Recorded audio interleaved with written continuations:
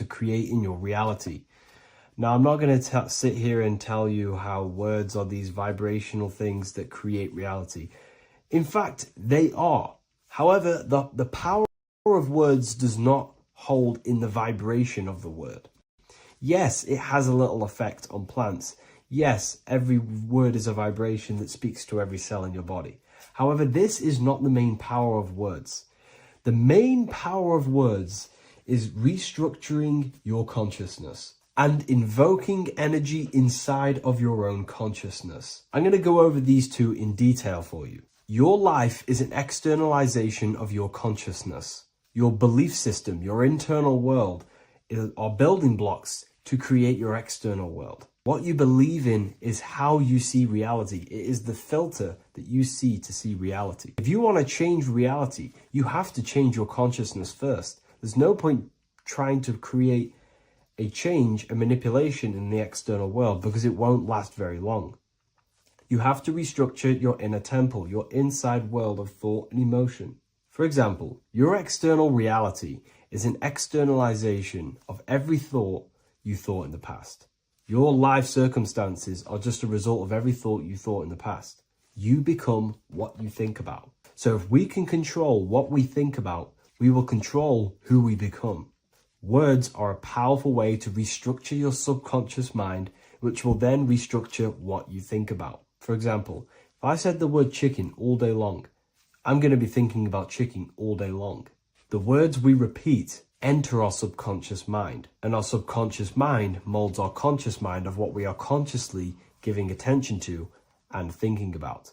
And that becomes our emotion. Our emotion becomes the energy, the charge behind our action. And all of this creates who you are and your reality. If you want to create a change in your external world, you need to repeat the end result as in an affirmation. I am abundant. I am disciplined. For example, if you're trying to stop a certain addiction, don't say, I am going to stop smoking. Say, I am disciplined. By saying discipline, the subconscious mind accepts the word discipline and not the word smoking.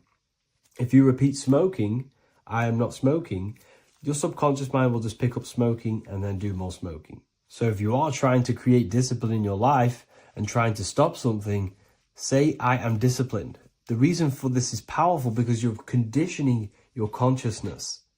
You're conditioning your subconscious mind and filling it with the word discipline. And I'm not going to say do this a certain amount of times a day or do this in the mornings. I want you to do this as much as possible. I did this as much as possible. Whenever I had free time, whenever I had a free minute, I would say these words either physically or mentally, just to condition your consciousness. Words are the most powerful way to restructure your belief system and restructure your inner world, which will then mirror in your outer world. Words are also a powerful way to invoke energy. This is why when you see these magic occult rituals, you see people chanting and doing these things. It's because if you slowly chant a word, you can actually invoke the emotion. There are three aspects of creation: thought, emotion, action. Emotion is energy in motion. By repeating a word over and over again, you can actually begin to invoke that energy, that emotion inside your heart. And you can start to feel the reality as if you are already living it. And this is just another powerful way to condition your consciousness to become a certain thing before you have it. This is what magic is. Magic is all to do with reprogramming the subconscious mind, aligning the subconscious with a certain belief or reality, which will then produce an effect in our thoughts, our emotions, and our actions, which will then create that reality. So if you want to create something in your life, literally just repeat, I am something. I am is referring to your consciousness. I am is the highest aspect of you.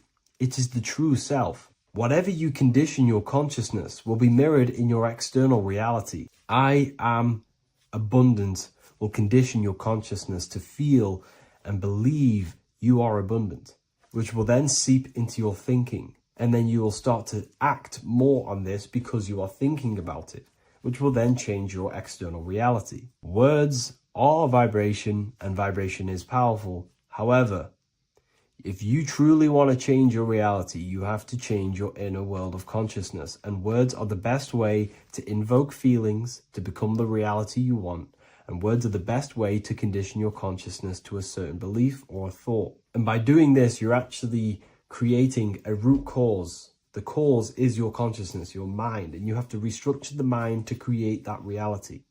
Words are a great way to restructure your consciousness and create reality. If you are struggling with the internal chaos, if you are struggling with emotional chaos, if you are struggling mastering your mind, or if you are isolated from your high intelligence, because intelligent people are not welcomed in our population today.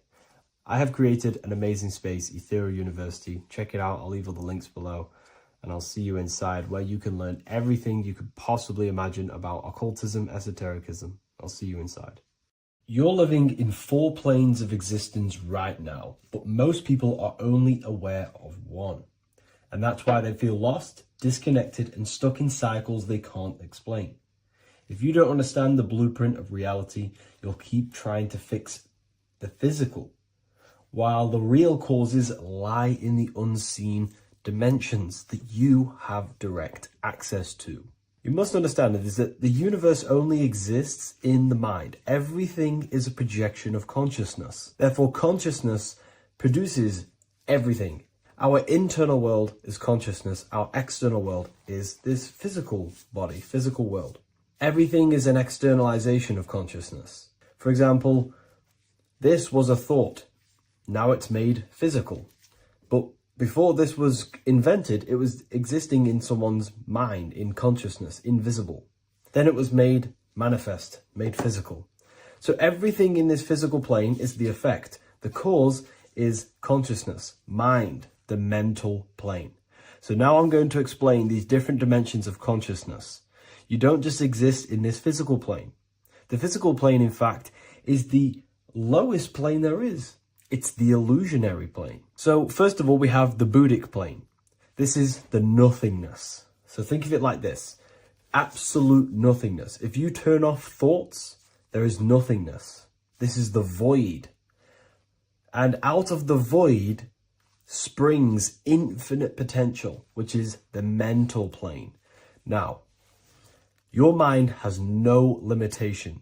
It can think anything, be anywhere, anytime, any place in the whole world. There is no limitation with the mind. This is the realm of infinite possibilities. This is the realm of thought. Thought is a dimension, information and thought. To go a little bit deeper on this, there are pockets of thoughts, what we call in the occult fields of thoughts. Your mind does not think thoughts, it receives them. Your mind is like a radio. Whatever the mind is tuning into, setting its mindset, setting your frequency or setting your mind, you will receive thoughts based on that set, whatever you set your mind to. So there are pockets of thoughts that we penetrate in the mental plane. The mind is the mental plane, the infinite possibilities.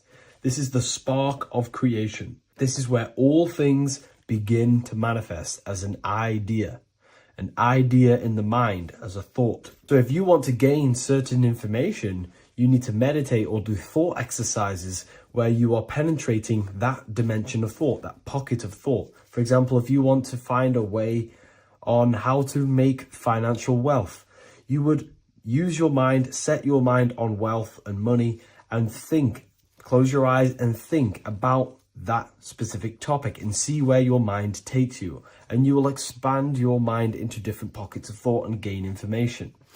So this is the mental plane. This is how you can use the mental plane. You can use the mental plane to do this. Then we have the astral plane. We have higher, middle, and lower astral plane. The astral plane is the body for thought. So every dimension, physical, etheric, astral, mental, Buddhic, is a body for a dimension above. Each dimension below is a product of the dimension above. So for example, the astral plane is imagination. This is the lucidic realm of imagination. This is where thoughts begin to manifest into some sort of form. It's not a physical form because this is physical, but imagination is a lucidic form. It's not really physical, but it's there. It's a projection of light. It's astral matter condensed by the willpower of the mind. So depending on the vibration of that thought will depend whether it manifests in the higher astral plane, middle astral plane, and lower astral plane. If you think about more material things and visualize material things, this will manifest on the lower astral plane because material matter is low vibration. Now, that does not mean it's evil. That does not mean it's bad. Okay? It just means low vibration just means more material. But if you think and imagine more spiritual things, this manifests on the higher astral plane. So the astral plane is the screen in your mind that allows you to vision an apple, that allows you to vision anything. It's that mental projection that's inside of your mind. Now, this is what we call the third eye. It's an eye because the eye is the mind, and the mind can see into the astral plane. It perceives this spiritual world, this lucidic realm that we have access to. This is where also infinite potential takes place. This is the realm of spirits, demons, jinns, whatever you want to call them. Spiritual entities exist in this because this is where thought forms manifest into form. This is where thoughts create bodies. Think of it like this. The mental plane is a thought of a chair. The astral plane is the imagination of that chair and all of the different possible chairs that could possibly be. The etheric plane is the energy double of that chair. And the physical plane is the physical chair. So, as you can see, the higher we go up, the more formless and lucidic it is. The lower we go down planes, the more dense it becomes. This is formless and this is form. Everything manifests through this process. This highlighter is down here in the physical plane, but the idea began in the mental plane. Everything begins in consciousness before it creates a physical body. It goes through this process. Therefore, if you want to start to mold and create your own reality and create things in your world, you can use these planes to your advantage. You can use your mind to do mental thinking exercises by closing your eyes and expanding your mind into a different pocket of thought to gain wisdom, gain information, gain downloads. The way you do that is simply get into a meditative state, close your eyes, pick a topic that you want to think about, and see where your mind takes you, but always remain centered on that topic. And you can do this for maybe an hour or two or half an hour, and your mind will take you places where you will unlock information. You can even use this to make decisions in your life. Think of the topic and see where your mind takes you. You'll gain information. This is how you use the mental plane for ideas. The astral plane is imagination. You have to reconnect with your imagination very vividly. Your imagination, your consciousness is infinite. It's not a three-dimensional plane. It's an infinite plane. You can think and make form anything in your consciousness, in your imagination. You can think anything and you can imagine anything in the most vast details. You just have to reconnect with your imagination. I have a free book on my website. I'll leave the link in the description. It's an ebook. It's called Activating the Inner Eye. This is going to help you reconnect with your imagination. It's a practical guide on how to imagine. So once you know how to use the mental plane and astral plane, thought and imagination, you pretty much need to use the physical plane to take physical action with this physical body that you have and start to manifest these desires you have in the higher planes. Now, it's very important that we master the mind because the mind is the very fabric of reality. We become what we think about. Your life is a product of every thought you thought in the past. It is the mind that directs the flow of consciousness. And wherever this consciousness is flowing is what you will create in your life. Consciousness is the most potent force in the universe, and the mind is pretty much the universe in a microcosm form. It is infinite potential, and your mind will continue to expand into new realms of thought forever and ever and ever. You are eternal. You are not this physical body down here. You are consciousness, literally dreaming that you are in this physical body.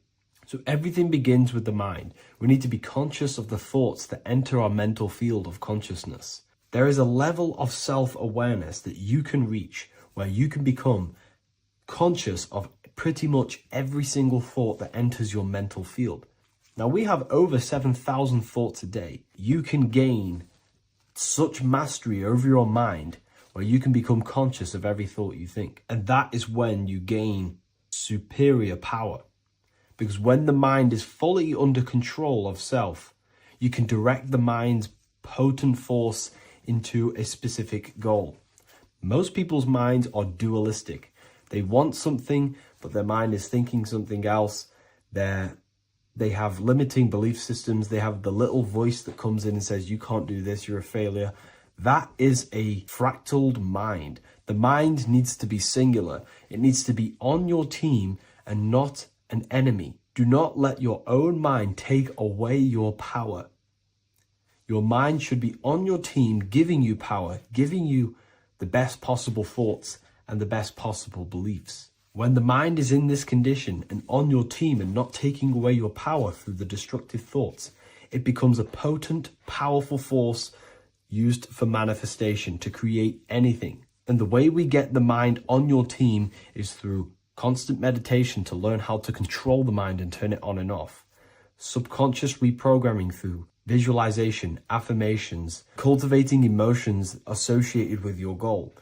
All these three ways we can reprogram the mind slowly over time so that it becomes powerful and becomes on your team and doesn't give you negative contradicting thoughts. When the mind is fully aligned on one thing, it can create massive empires and things in your physical reality. So I hope this video helps, and I'll see you in the next one. So depression doesn't actually exist, and in this video I'm going to show you how depression is actually a choice. And I'm going to give you some solutions on how to deal with it. And this is probably going to change your life forever just by doing this alone. Okay, so the first thing you need to understand about depression is that it exists in your conscious mind. It exists in your thinking mind. So what is inside your thinking mind? You have your body, your name, your reputation, your trauma, your memories, your family, your worries, your interests, your bills, your passion, dislikes, goals, right? Most people identify their lives with this. They identify their lives with their thinking mind. They think they're their name, their job, their reputation, their memories. But this is not who you actually are. Who you actually are is the observer of that. What happens if you stop thinking? What is left? You're left with unconditioned consciousness. You're left with the self, which is what we refer to as I. We are the consciousness, not the thinking consciousness. You are not these labels. You are not your thoughts. You are not your job, your name, your reputation. Okay? And the reason why I'm telling you this is because it's very important, is that we are something beyond this body, beyond this name, beyond our thoughts. We are the consciousness. So depression exists inside of the thinking mind, the conscious mind. Okay? So if you want to get rid of depression, you must learn how to escape the thinking mind. And not only just escape, but that's step one. In meditation, you do meditations, right? We sit still and we have to learn how to control the mind and turn off the thoughts. And when we turn off the thoughts, depression goes out the window because there's no thought present in your mental field of consciousness to be depressed. Okay? You must understand, who is the one suffering from the negative thoughts? Who is the one suffering? Your mind is not suffering because the mind is producing the thoughts. Your body's not suffering from the negative thoughts. You are suffering. And who is you? You are a soul. You are that feeling. You are that person beyond the thoughts, beyond the feelings, beyond that. You are the one experiencing. You are that. Meditation gives us the ability to turn off the thinking mind. This allows us to escape our thoughts. Okay? And it gives us, over a long period of time after meditation, you'll be able to turn this switch. And this switch will be able to turn off your thoughts. And by doing this, we will be able to control our conscious mind directly by the hand. So when you notice yourself gaining them negative thoughts, we can then turn off the switch of turning off the conscious mind and rising to our authentic self and knowing the thoughts are just illusions. Now, let me tell you something that's very powerful. Most of your thoughts are coming from beliefs. Most of your feelings are coming from beliefs. So if you have a feeling of lack, this is coming from a belief that you don't have much. If you are feeling alone, this is coming from a belief that you are alone. So what we must do is restructure ourselves. We must restructure the subconscious mind. And we do this in many different ways. We can do this with meditation. We can do this with visualization, visualizing our desired reality as if we are living it. We can do this with affirmation. Now, a lot of people think, oh, I'm trying to speak something into existence with affirmation. No, you're not using vibration to try and change reality with what a lot of these new age people will teach you. Vibration, your words will not have much an impact on reality. That's the truth. But what they do have an impact on is reprogramming and recrafting and refining your mind. If you repeat, I am wealthy all day long, your subconscious mind, that word will be lingering inside your subconscious, and you will start to mold that into your conscious. You'll start to be consciously thinking about this.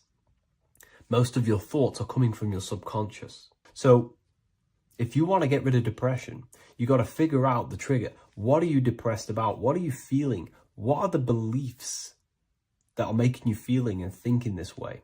And that's what you must restructure. You must restructure your subconscious mind through visualization, meditation, and affirmation. You do these all the time. You do these every single day, and you will slowly, if not surely, restructure your subconscious mind. While by doing the practice of meditation, you'll gain the off switch as well. Sometimes depression comes from not living in your authentic self. You're not doing the things that your soul is telling you to do. We all know what we should be doing at all times. I don't care what you have on. We all know we should be doing something. We all know that we have there's a higher aspect of our mind that tells us, oh, we need to be doing this, but I'm actually sat here on my phone. Oh, I shouldn't be eating this, but I'm doing it anyway. There's always that higher voice. And that is the voice that has to be connected to. And when your body's not acting out the voice of the soul, then the soul becomes sadder, and suffers more and more and more. There has to be a connection between the soul, the mind, and the body. They have to work in unity. Okay? So I hope this video helps with depression, with whatever you're going through mentally. Hello everyone, and welcome to another lecture inside Ethereal University. In this lecture, you will learn about the death process and how to prepare for it, and why that preparation is so important. So let's get straight into this. You must understand, as a spiritual creature that you are, you have a visible nature and an invisible nature. You never truly die. You are an eternal soul experiencing a temporary physical world. The inner world of thought and emotion is eternal, while the outer world of matter is mortal. Everything that is seen is mortal. Everything that is unseen by the eyes is immortal. When you die, your external physical world will be stripped away, leaving only your pure consciousness in its raw form, drifting within the astral plane. So here you see your physical external body and your internal world. And your internal world is your state of consciousness. It's your state of consciousness. Your thought and emotion is one overall state. Okay? So you must understand these planes. You have the physical body, the etheric double, an astral body, a mental body, and the Buddhic body. When you die, you leave the physical plane. Then you will more than likely leave the etheric plane, because the ether acts as like a portal. Everything comes out of the ether and returns back to the ether. I can break that down in another video in electromagnetism. But electromagnetism is ether energy coming in and out of the ether. You will, every single day you die, every single day. There's a cycle of life and death occurring all the time. Every single day, you go to sleep, you go back, your consciousness slips back through the ether. And then when you wake up, your consciousness comes back through the ether into the physical plane. Death is just a bigger macrocosm of the microcosm cycle of life and death. So you will return back to the astral, which is the realm of imagination, infinite possibilities. And this is where thought forms start to manifest. Okay. So depending on how advanced you actually are mentally and emotionally, will depend how long you stay in the astral. Now, what we must understand is that there is many different components to the astral. We have the higher astral, the middle astral, and the lower astral. These are all vibrational states. So if your mind and soul is operating in lust, lust, desire, hate, food, physical addiction, smoking addictions, then these are quite heavy. These are quite heavy attachments to your consciousness, and they're quite low level desire, which means they have a low vibration. You will manifest in the lower astral when you're stripped from your physical body. The lower astral is not inherently evil. However, there's just low vibrating things going on there. Low vibration does not mean evil. Okay. So just like bad doesn't mean evil. Okay. In the lower astral, you are going to see lower astral beings. You're going to see spirits, souls with low level desire. Okay. People who are attached to the physical plane, people that lust, people that do these things. Technically, this is hell, but you can escape it by escaping yourself. Now we're going to break all this down. I'll break all this down properly once you understand the full context. So depending on your level of desire, you will manifest in a corresponding layer of the astral plane. If your mind is still attached to the low physical desires, you will find yourself in the lower astral realms. But if you have few desires and have detached from the worldly attachments while you are encased in a body, then you will rise into a higher or middle astral plane, mainly the middle. Okay. The higher astral plane is very formless. So as I broke down here, this is, well, the physical plane is the lowest dimension. This is the most form, the most matter. It's quite heavy. The higher you go, the lighter it becomes, the more fluid, the more formless it becomes. So you see here it says denser down and lucidic up. So this is more lucidic in these higher realms. This is more dense in the lower realms. So this is why the ancient Egyptians were always talking about, I'll show you this. This is showing you death. So first of all, we have Anubis, which represents death. Here you have the heart, which represents the soul. And here you have a feather. And this is a scale. You see how this is a balanced scale? So what this is symbolizing, this represents death. This represents your heart, and this is a feather. So when you die, your heart must be as light as a feather, which means your emotions, your soul, should have no attachments to the world. It should be light. It should be detached. This is why the word light and light are the same. Light is in heavy and light is in very bright. Because when you're less attached to the things, your soul shines. You're authentic. You're light. You're very bright soul. And you have no attachments. Your light is in not heavy. So you must detach from the worldly desires. We have to detach from the smoking, the food. This is why we should fast. Smoking, this is why we should detox. We should also meditate. We should also be able to sit with ourselves for long periods of times. Okay, I'm going to break all this down properly. But that's why the Egyptians show you the symbolism here. Okay. So you're stripped of your material body. So that state of consciousness you're in right now, your inside world, if you shut your eyes, that state you're in, that is what you're going to experience when you die. Okay. And you're going to be manifested into the astral. In the physical plane, you can mask or hide almost anything. But in the spiritual realm, you cannot. The astral body, your thoughts and emotions directly shape your spiritual body, your astral body, revealing your true inner state.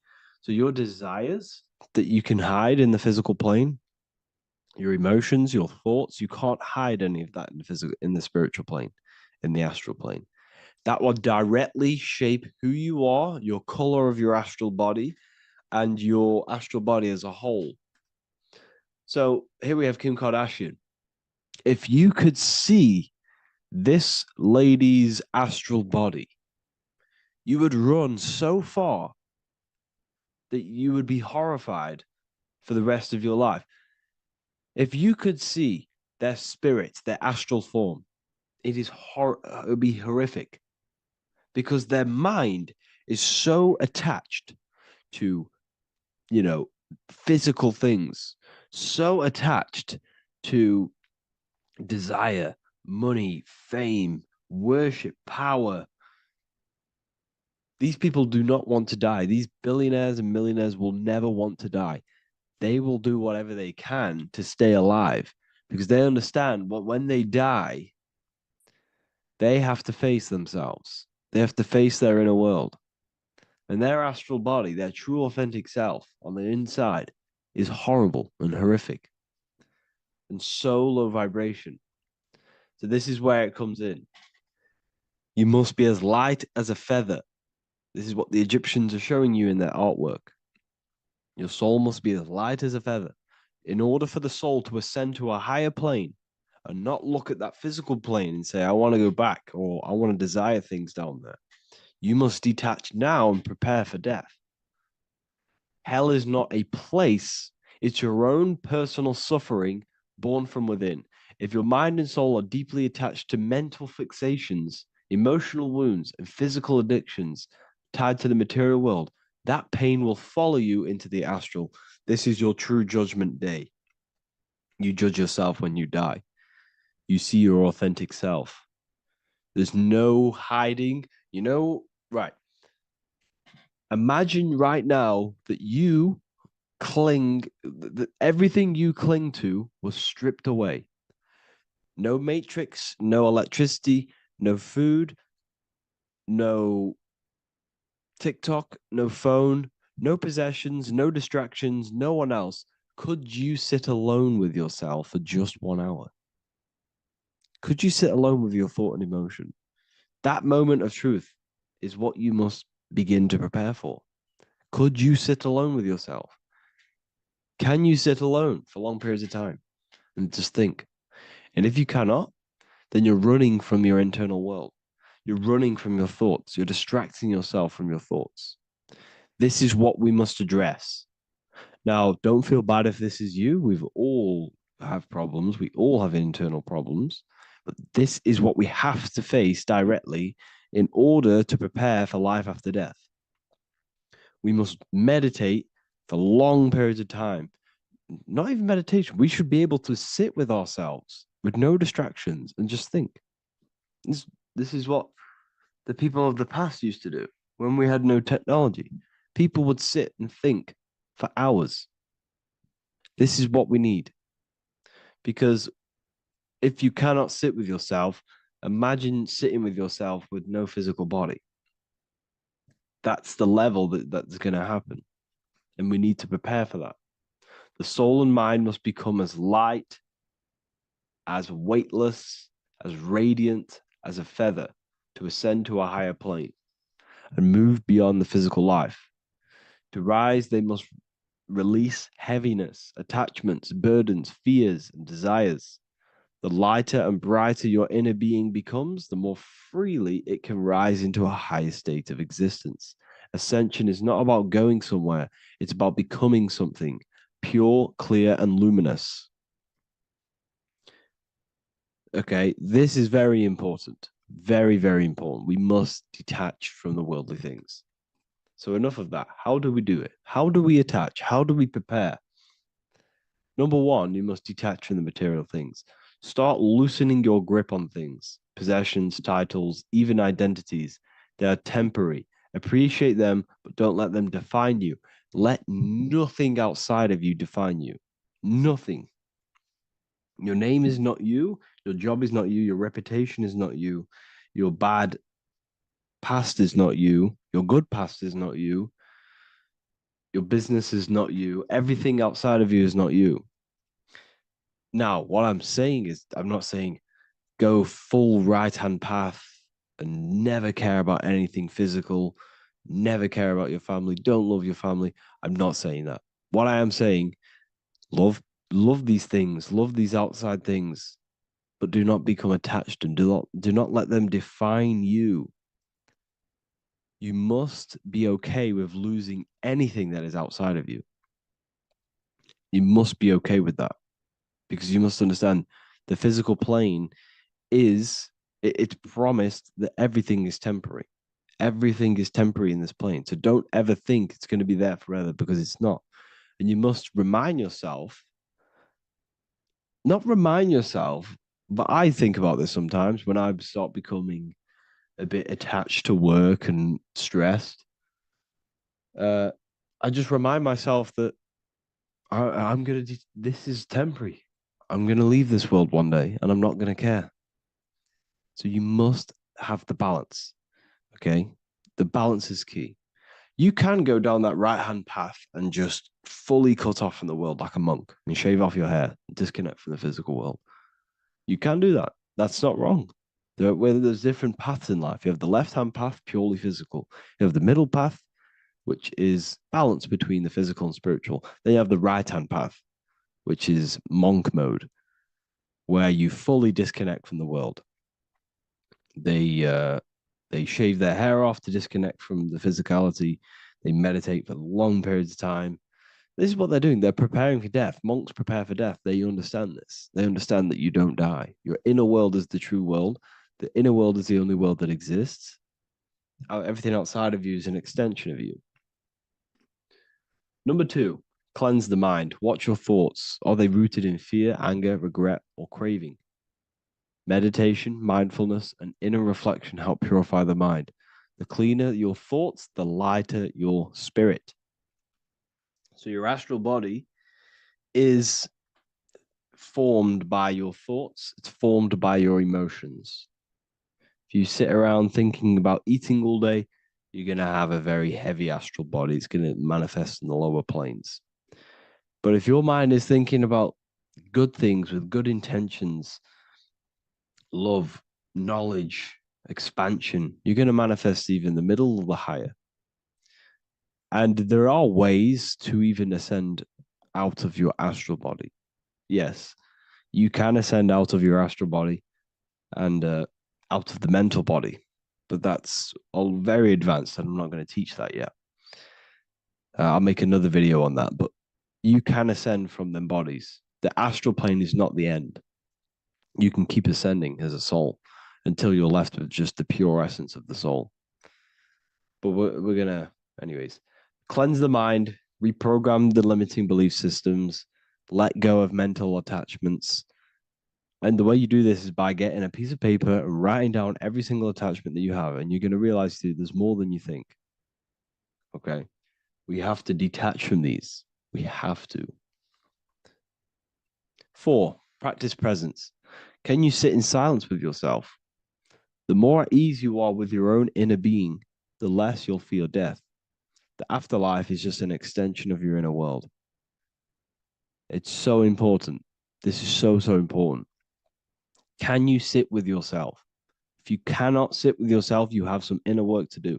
You have some thoughts to address, some beliefs to address, and some feelings to address. Okay, so practice sitting in the present, meditation, or just literally sit there. and try and be okay with yourself. And if you can't be okay with yourself, then there's something you need to address, whether it's a belief system, whether it's an emotional trauma, or something. This is what we must reshape, refine, and let go of. Live truthfully, speak and act from your soul, not from fear or ego. The more authentic you are, the more aligned you become with your true self, which carries beyond this life. The ego is your mind's perception of itself while being incarnated in this world. It's been shaped by your experiences, your thoughts, your beliefs, and your emotions. So your ego is basically this false thought form that you've created. It's a false layer of yourself that sits on top of your true authentic self. It's basically your physical character. When you were young, you had no ego. You were pure. You had a pure consciousness.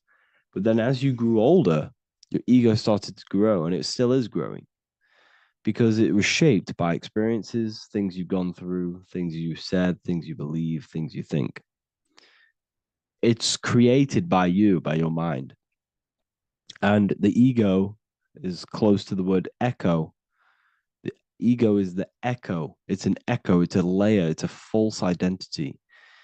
It's a false layer that sits on top of your soul. And if you don't get rid of that ego, if you don't know how, well, not get rid of it, but balance it, if you don't know how to rise above that ego and you die, it's that ego that's going to be pulling down when you die. It's that ego that's going to be your suffering. Okay. 7, connect with the divine, whether through prayer, meditation, tune into something greater than yourself. The connection is the soul's compass beyond this world. If you can meditate and rise above them clouds of thought, that's the soul, that's the observer. We must connect with that. Okay, this will definitely help with just allowing yourself to connect with your true self. Meditation's great because you can just fully detach from the world. And the more you meditate, the more you can prepare for death. A powerful way to cultivate detachment is through daily detachment meditation, done either at night or in the morning or the first breath upon waking. Or do this as many times as possible per day. Start by physically grounding yourself in the present moment. Say out loud, I am here right now, nothing else matters. Let that phrase draw your awareness into the now. Just keep saying it until you're present. Then begin to slowly list everything you identify yourself with, one by one. I am not your body. I am not my body. I am not my name. I am not my possessions. I'm not my house. I'm not my children. I'm not my everything. I am not my thoughts. Release each layer gently. Imagine, if you want to, if you have a good imagination, imagine placing these things into a big box. Placing your body, placing your name, placing your possessions, placing your house, your car, your thoughts, your beliefs into a box, and then shut that box. If you have a good imagination, do that. That can help.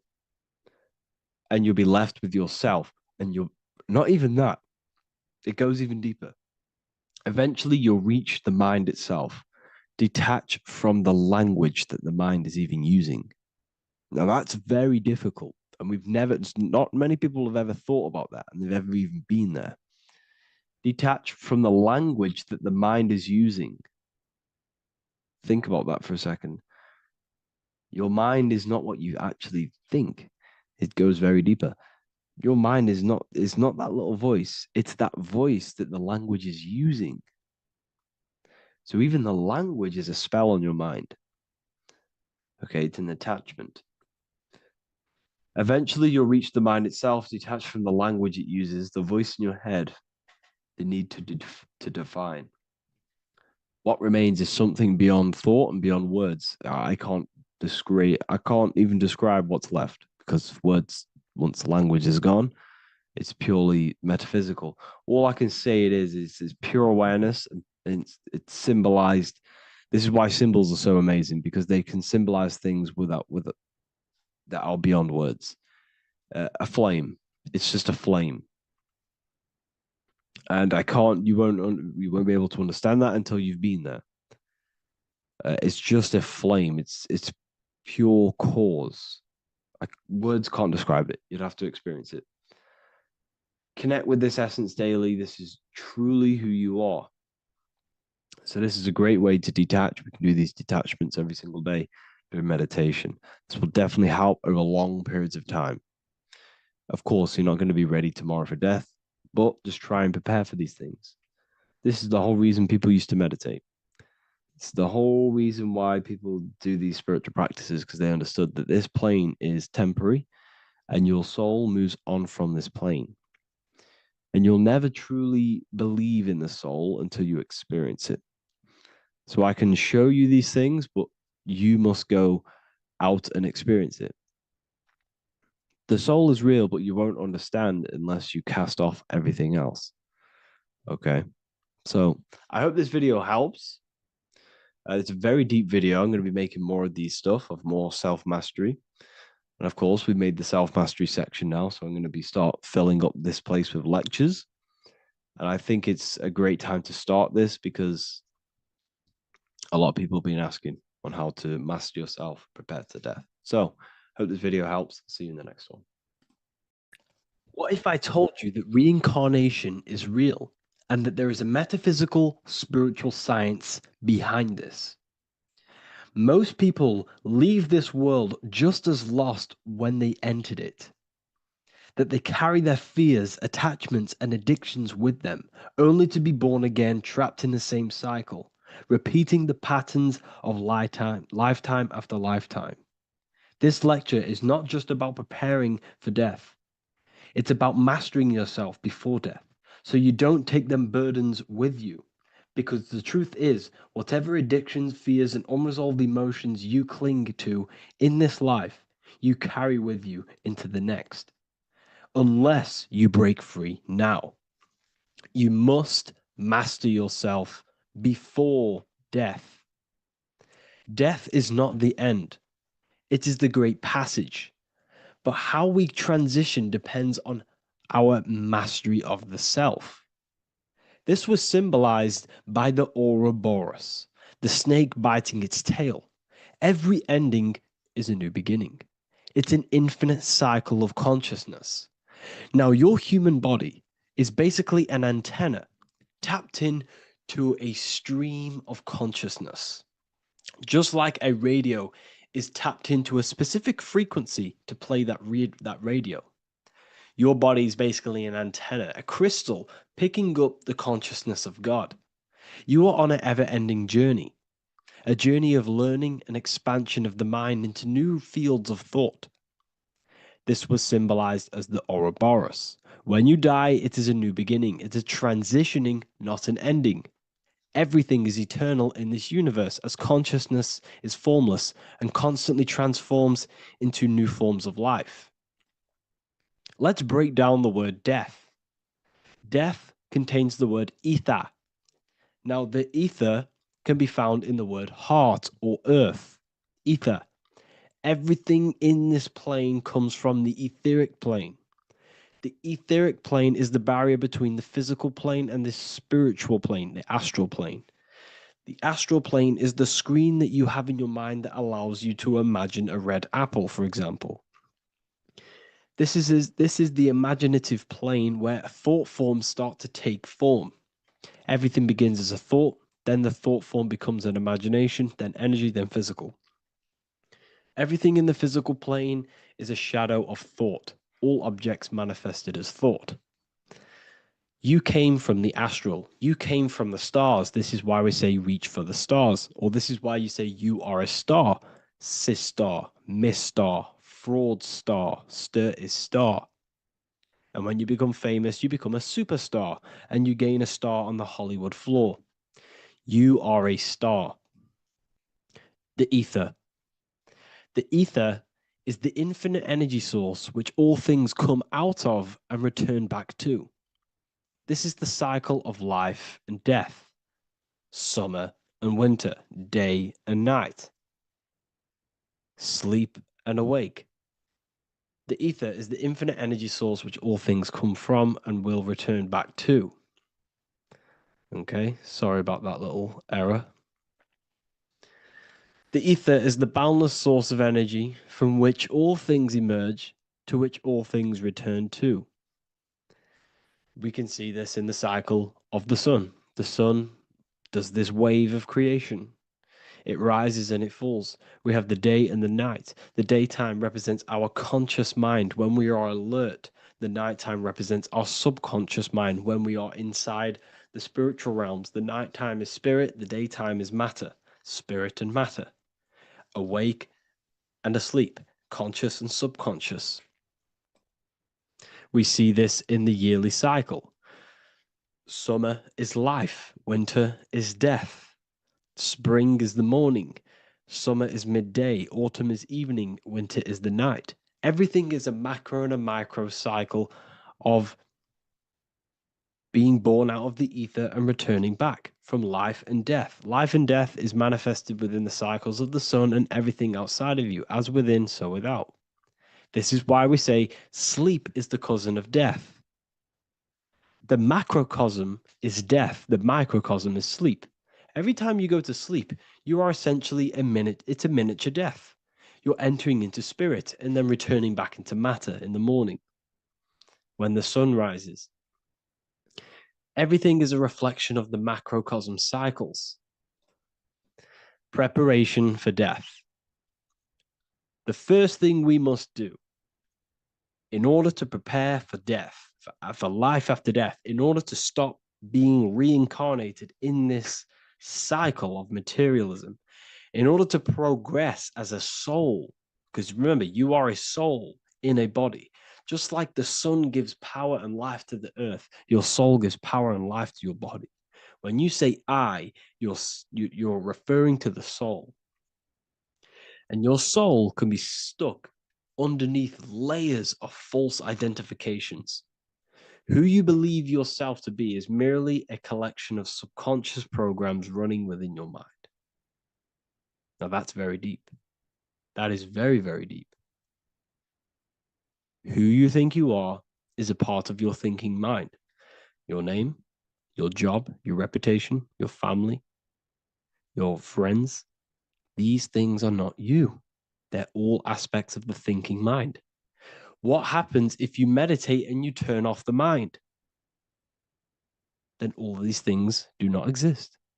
You're left with the pure soul, the pure awareness, the pure observation. If you turn off the thinking mind, you're no longer your body, you're no longer your reputation, you're no longer your friends, you're no longer your job and your labels. You are the soul. That's the true you, the observation of the mind, not the thinking mind. The ego is the echo. It's an echo of your true self. The ego is your mind's perception of itself, shaped by experiences, trauma, emotions, and beliefs. It is merely an echo of your true soul self. The ego is not you. Your mind is not you. You are the soul. And this is the true self that we must express within our life and we must connect with before we die. Because when we die under the echo, under these false layers of the emotions, the traumas, the experiences, the addictions, the emotional attachments, when we die underneath all of this, when we don't know our true self, the soul is still hidden. The true you is hidden underneath these layers of false identification. We must remove these layers of false identifications. We must remove them. We must destroy the echo. Remember, the ego, you never had an ego when you were a child. When you were a child, you were pure. You didn't, you didn't show off things. When you were a child, you were pure. You expressed yourself freely with you didn't hide anything. You didn't hide any aspect of yourself. You didn't suppress any aspect of yourself to fit in as a child, as a baby. Because the ego was not here when you came here. The ego grows with experience. The ego is a false perception of yourself while being incarnated in this material world. It's your mind's perception of itself and it's created through your experience. Remember, you are unconditioned consciousness, and your experiences, thoughts, traumas, emotions, and beliefs have conditioned your consciousness into believing you're only a physical body, but you are the soul. We have to remove these layers. How do we remove these layers? Like I said, the best thing, meditation. Meditation. There is a great meditation that you can do every single morning and every single nighttime. You can sit there and repeat over and over before you meditate. You can repeat that you are not this, you are not that, you are not this. You can label them one by one. Start with, I am not my body, I am not my job, I am not my name, and then detach from absolutely everything until you are left with nothingness. And when you start to meditate, detach from everything. Nothing matters. I am here right now. And what will be left? The only thing that will be left is the language that your mind is using. Now, this is very deep. Not many people will tell you this, but I've lingered in meditation many times. And I can tell you from experience that the only thing left once you detach from everything is the language that your mind is attached to. So whether that's English, Italian, French. Once you detach the language of the mind that that little voice in your head's using, you're left with the soul. Once the mind is switched off, you're left with the soul, and you have detached from all of these external things. You're left with the soul. That's you. That's the power. That's the source of all creation, where everything you've ever done has come from. Every thought, every idea has come from your soul. Number two, that's meant to say number two. Sorry about that. Mental addictions and emotional addictions. Okay. These two are very important. Mental addictions, this could be thought patterns, this could be the labels that we've just been talking about. Then you have emotional attachments, which is maybe you're too attached to an external thing. Maybe you're too attached to your phone. Maybe you're too attached to family. Maybe you're too attached to loved ones. Yes, I'm not saying don't love them, but what I'm saying is do not rely on anything in this world to make you happy, to fulfill your emotional needs. Everything is found within you. You must look within, and if you're looking without, if you're trying to find yourself in the outer world, you'll never find yourself. You'll constantly be looking around in loops. Because nothing, you cannot find yourself in the outer world. Nothing will long-term give you long-term validation. Seeking validation in the outer world will leave you soulless, leave you feeling empty inside and sad and depressed.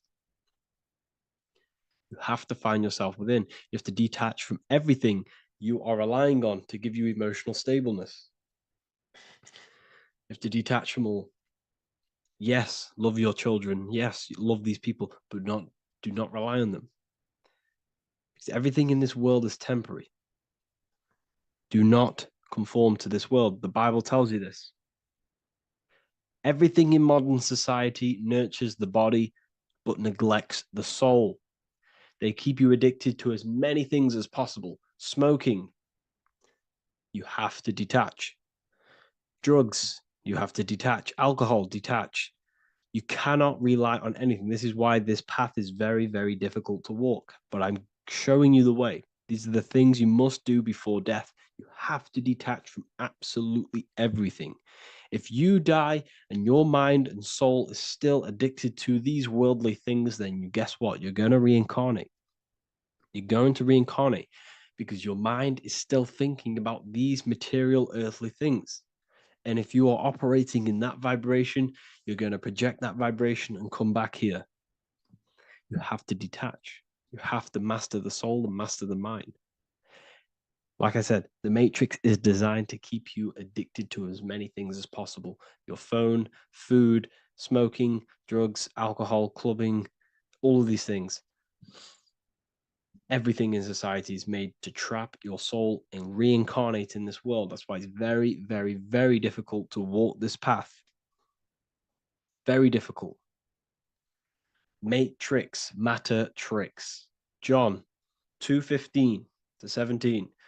Do not love this world, nor the things it offers you. For when you love the world, you will lose God. Do not love this world, nor the things it offers you. Do not conform to the pattern of this world, but be transformed by the renewing of your mind. Great quote. Do not conform to the pattern of this world, but be transformed. Let this world transform you. Learn from this, expand from this, but do not be mentally and emotionally attached. Okay? What good will it be for someone to gain the whole world yet forfeit their soul? Like I said, everything in the Bible is telling you the truth. You just got to read it correctly. This is spirituality. This is spirituality. The Bible is spiritual. It's a spiritual text. We must disconnect from everything outside of us and connect with the true soul. Here we have the Egyptians showing you the soul leaving the body. Here we have the soul here. Here we have the Masons showing you the soul coming out. The soul is real. You are the soul. And when you leave this physical plane, you will go into the astral plane. That's where you came from. You came from the astral. You came from the stars. You incarnated into this physical body. Your consciousness fell into this material form to experience limitation, to experience a 3D world. So in order to ascend properly before we die, we have to let go of all the attachments. Every addiction you have, write them down. And one by one, tackle them. Before you die, you have to, or else you will reincarnate. This is the teachings of Egyptians. This is the teachings of Masonry. All of these addictions contribute towards life after death. Everything must be controlled, and we must be attached to the soul. I'm not saying I'm perfect. I'm not saying I'm perfect, people. We're all not perfect. We're all under psychological operation by the government. We're all in a very difficult situation with this awakening. I'm simply pointing out what I know from my journey and what I've been learning through occultism and research and reading lots of books and many different things. I'm on this journey just as you are. Maybe I'm further. Maybe you're ahead of me. We don't know. But this is what I'm sharing with the world. This is what I'm sharing with my research. And this is what makes sense. It's common sense. Look at everything around you. Everything's made to feed the body, not the soul. So my beautiful watchers and fans and supporters, I appreciate every single one of you, and I hope this video has supported your journey. If you're feeling lost in life, if you're searching for deeper answers, whether you're seeking clarity, looking to expand your studies, or ready for personalized mentoring, this is your chance to connect with me live and receive insights tailored just for you. Start your path to self-mastery and enlightenment inside the world's best esoteric school. Your journey starts now. Tap the link in the description if you want to join Ethereal University, or feel free to check out my books. I thank you all, and I really appreciate for 100,000 subscribers on YouTube. I love every single one of you. Make sure to drop a like, a comment, and subscribe to the channel if you're new. Let me know some ideas for, lectures, anything that you want to know. I can make lectures on them. Just drop it in the comments. I appreciate every single one of you. Take care.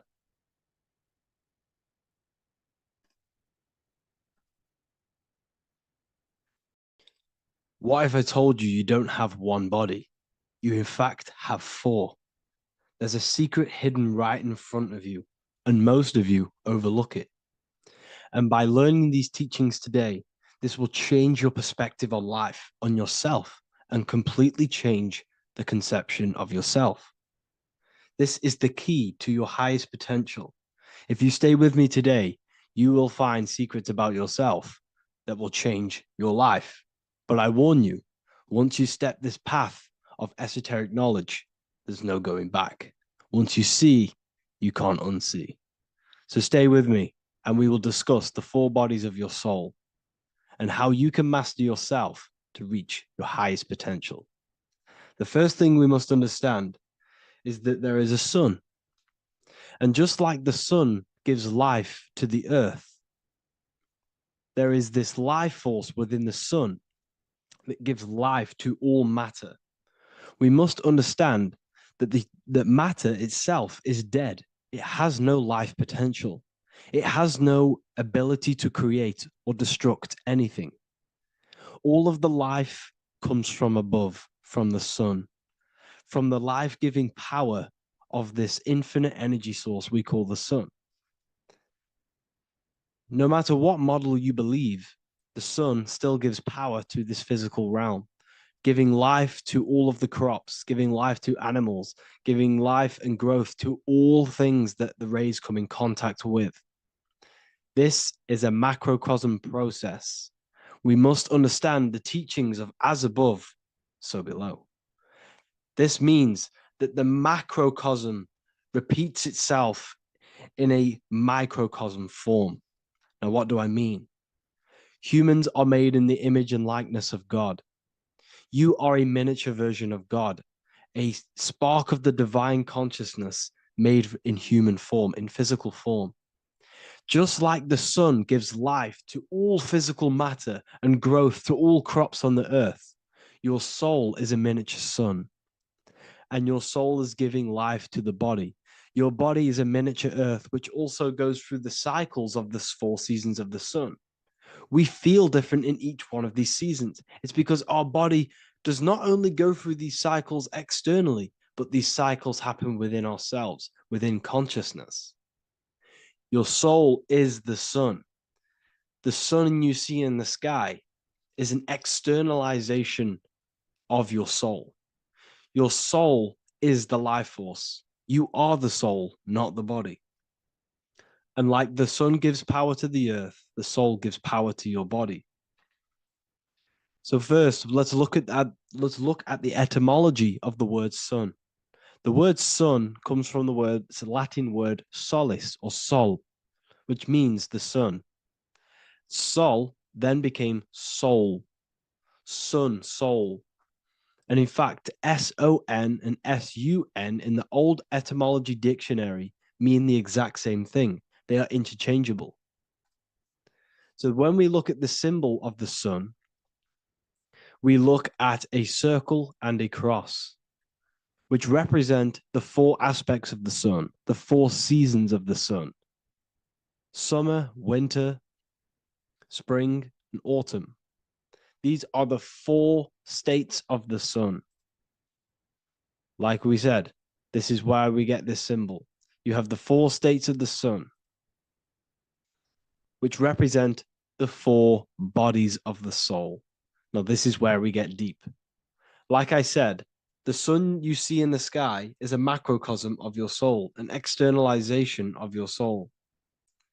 Just like your sun has 4 seasons, the 4 seasons within us are the 4 bodies.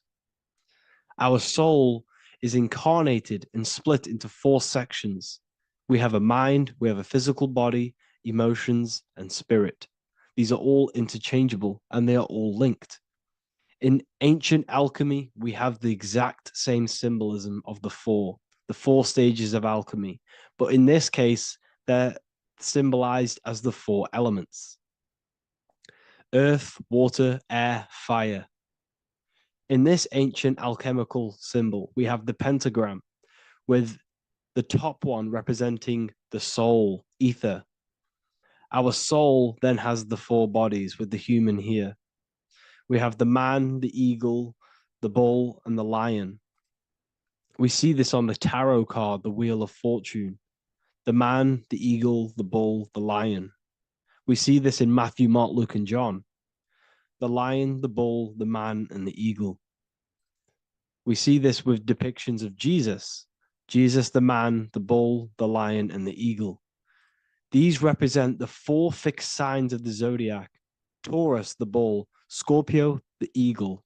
Scorpio was symbolized as an eagle. It's an ancient symbol. Now it's been changed to a scorpion, of course. Leo the lion, Aquarius the man. These represent the 4 fixed signs, which are 4 different elements. Taurus is an earth sign, Scorpio a water sign, Leo a fire sign, Aquarius an air sign.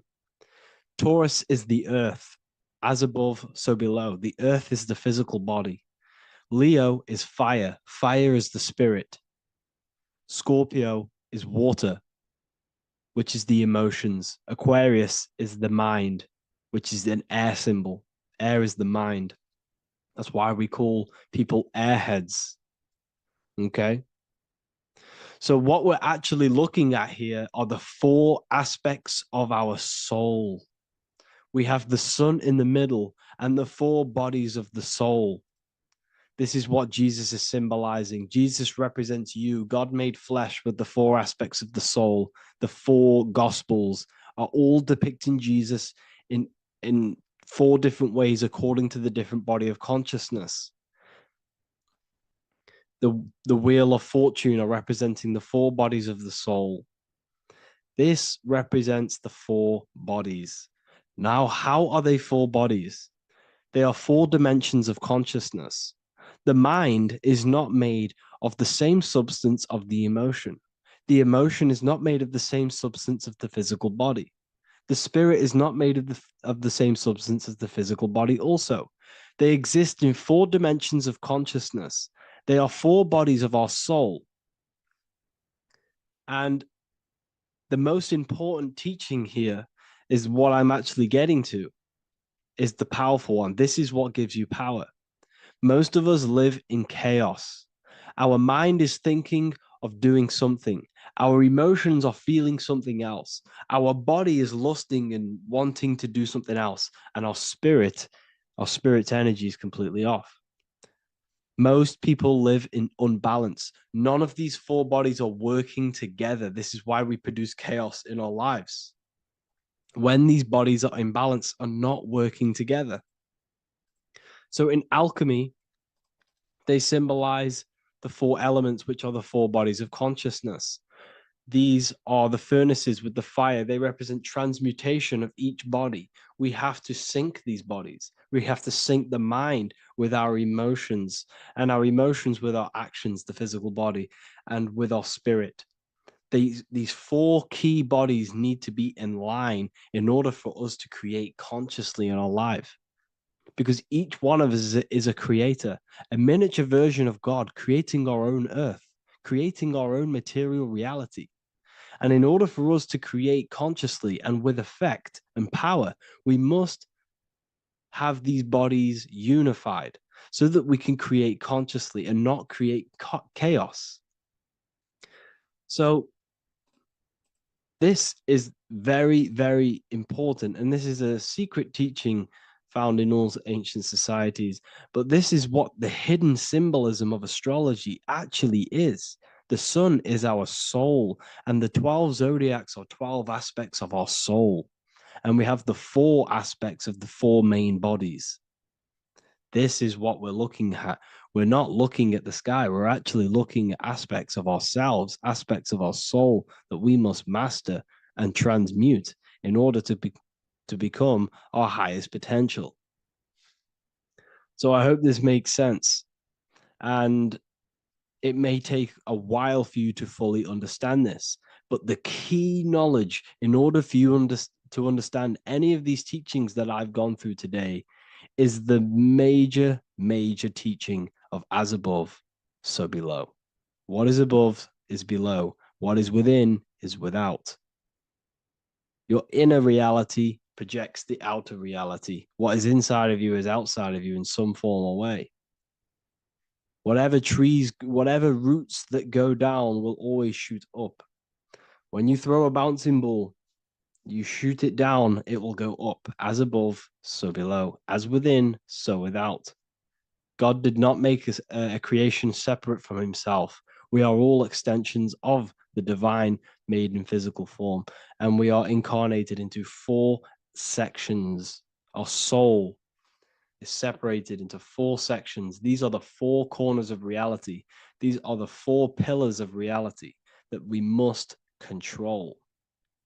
So in order to access our soul in meditation, we must turn off these four things. Turn off the mind, the emotion, the spirit, and the body. And then we access the soul. So I hope this video helps today. And you can learn all about this in the Book of Wisdom, Volume 2. This book is a revolution in consciousness. I do not recommend everyone reads this book. This book is only for people who are serious and want to transform their lives. This book is a book that will change the scope you see reality. It will change your perspective on yourself because you will resonate with this. This book does not just give you information. It gives you a sense of well-being. It gives you truth, and you will find your power from this information. This information is not just information, it's a key to your path of enlightenment and transformation. So you can find this book in the description of this video. And if you are part of the university, I will see you on the live calls. Thank you, everyone. Please leave a like, subscribe, and a comment, and let me know whatever videos you want me to make next.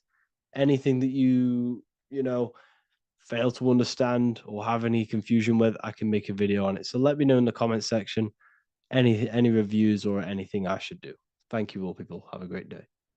Mentalism, conscious and subconscious mind. You need to understand that the mind is the root and the cause of all reality. I am mind, you are mind. Every single living creature in this physical plane expresses and manifests mind. We are all the invisible substance of mind.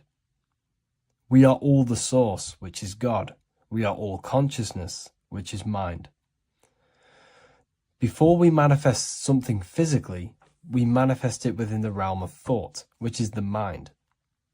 Thought then manifests into astral imagination. This then gives energy within the etheric plane. Then we manifest it physically within the material effect world. Everything begins in the mind, and this is why the government are called government. The word men comes from the Latin word mans, which is an English translation for mind. We see this word in entertainment, government, mentality. It means mind. Govern means control. They are controlling the mind through information. Information creates perception within our minds, and so do the words that we use and the language that we speak. It all creates perception within the mind. It is our perception that creates reality, and our reality is a level of realization. Your reality is realization. Everything begins in the mind. This is why they are controlling your mind through many different things. Okay? So essentially, they understand how the mind works. So this is why they manifest all things through mentally and not physically. Okay? You have a conscious and a subconscious mind. The conscious mind is what you are consciously aware of. It is the 10% of your mind. It is the mind that keeps you alert. A part of your conscious mind is for survival. A part of it is your visual field. A part of it is your just five senses. It is basically what you are consciously aware of right now. Your subconscious mind is the 90% of your mind. The subconscious mind is what holds all of your memories, your programs, and all things that you have ever experienced is all stored within the subconscious mind. It is this part of you where you draw memories from, where you draw your words from. I am consciously speaking, but the words that are coming out of my mouth are not thought about consciously.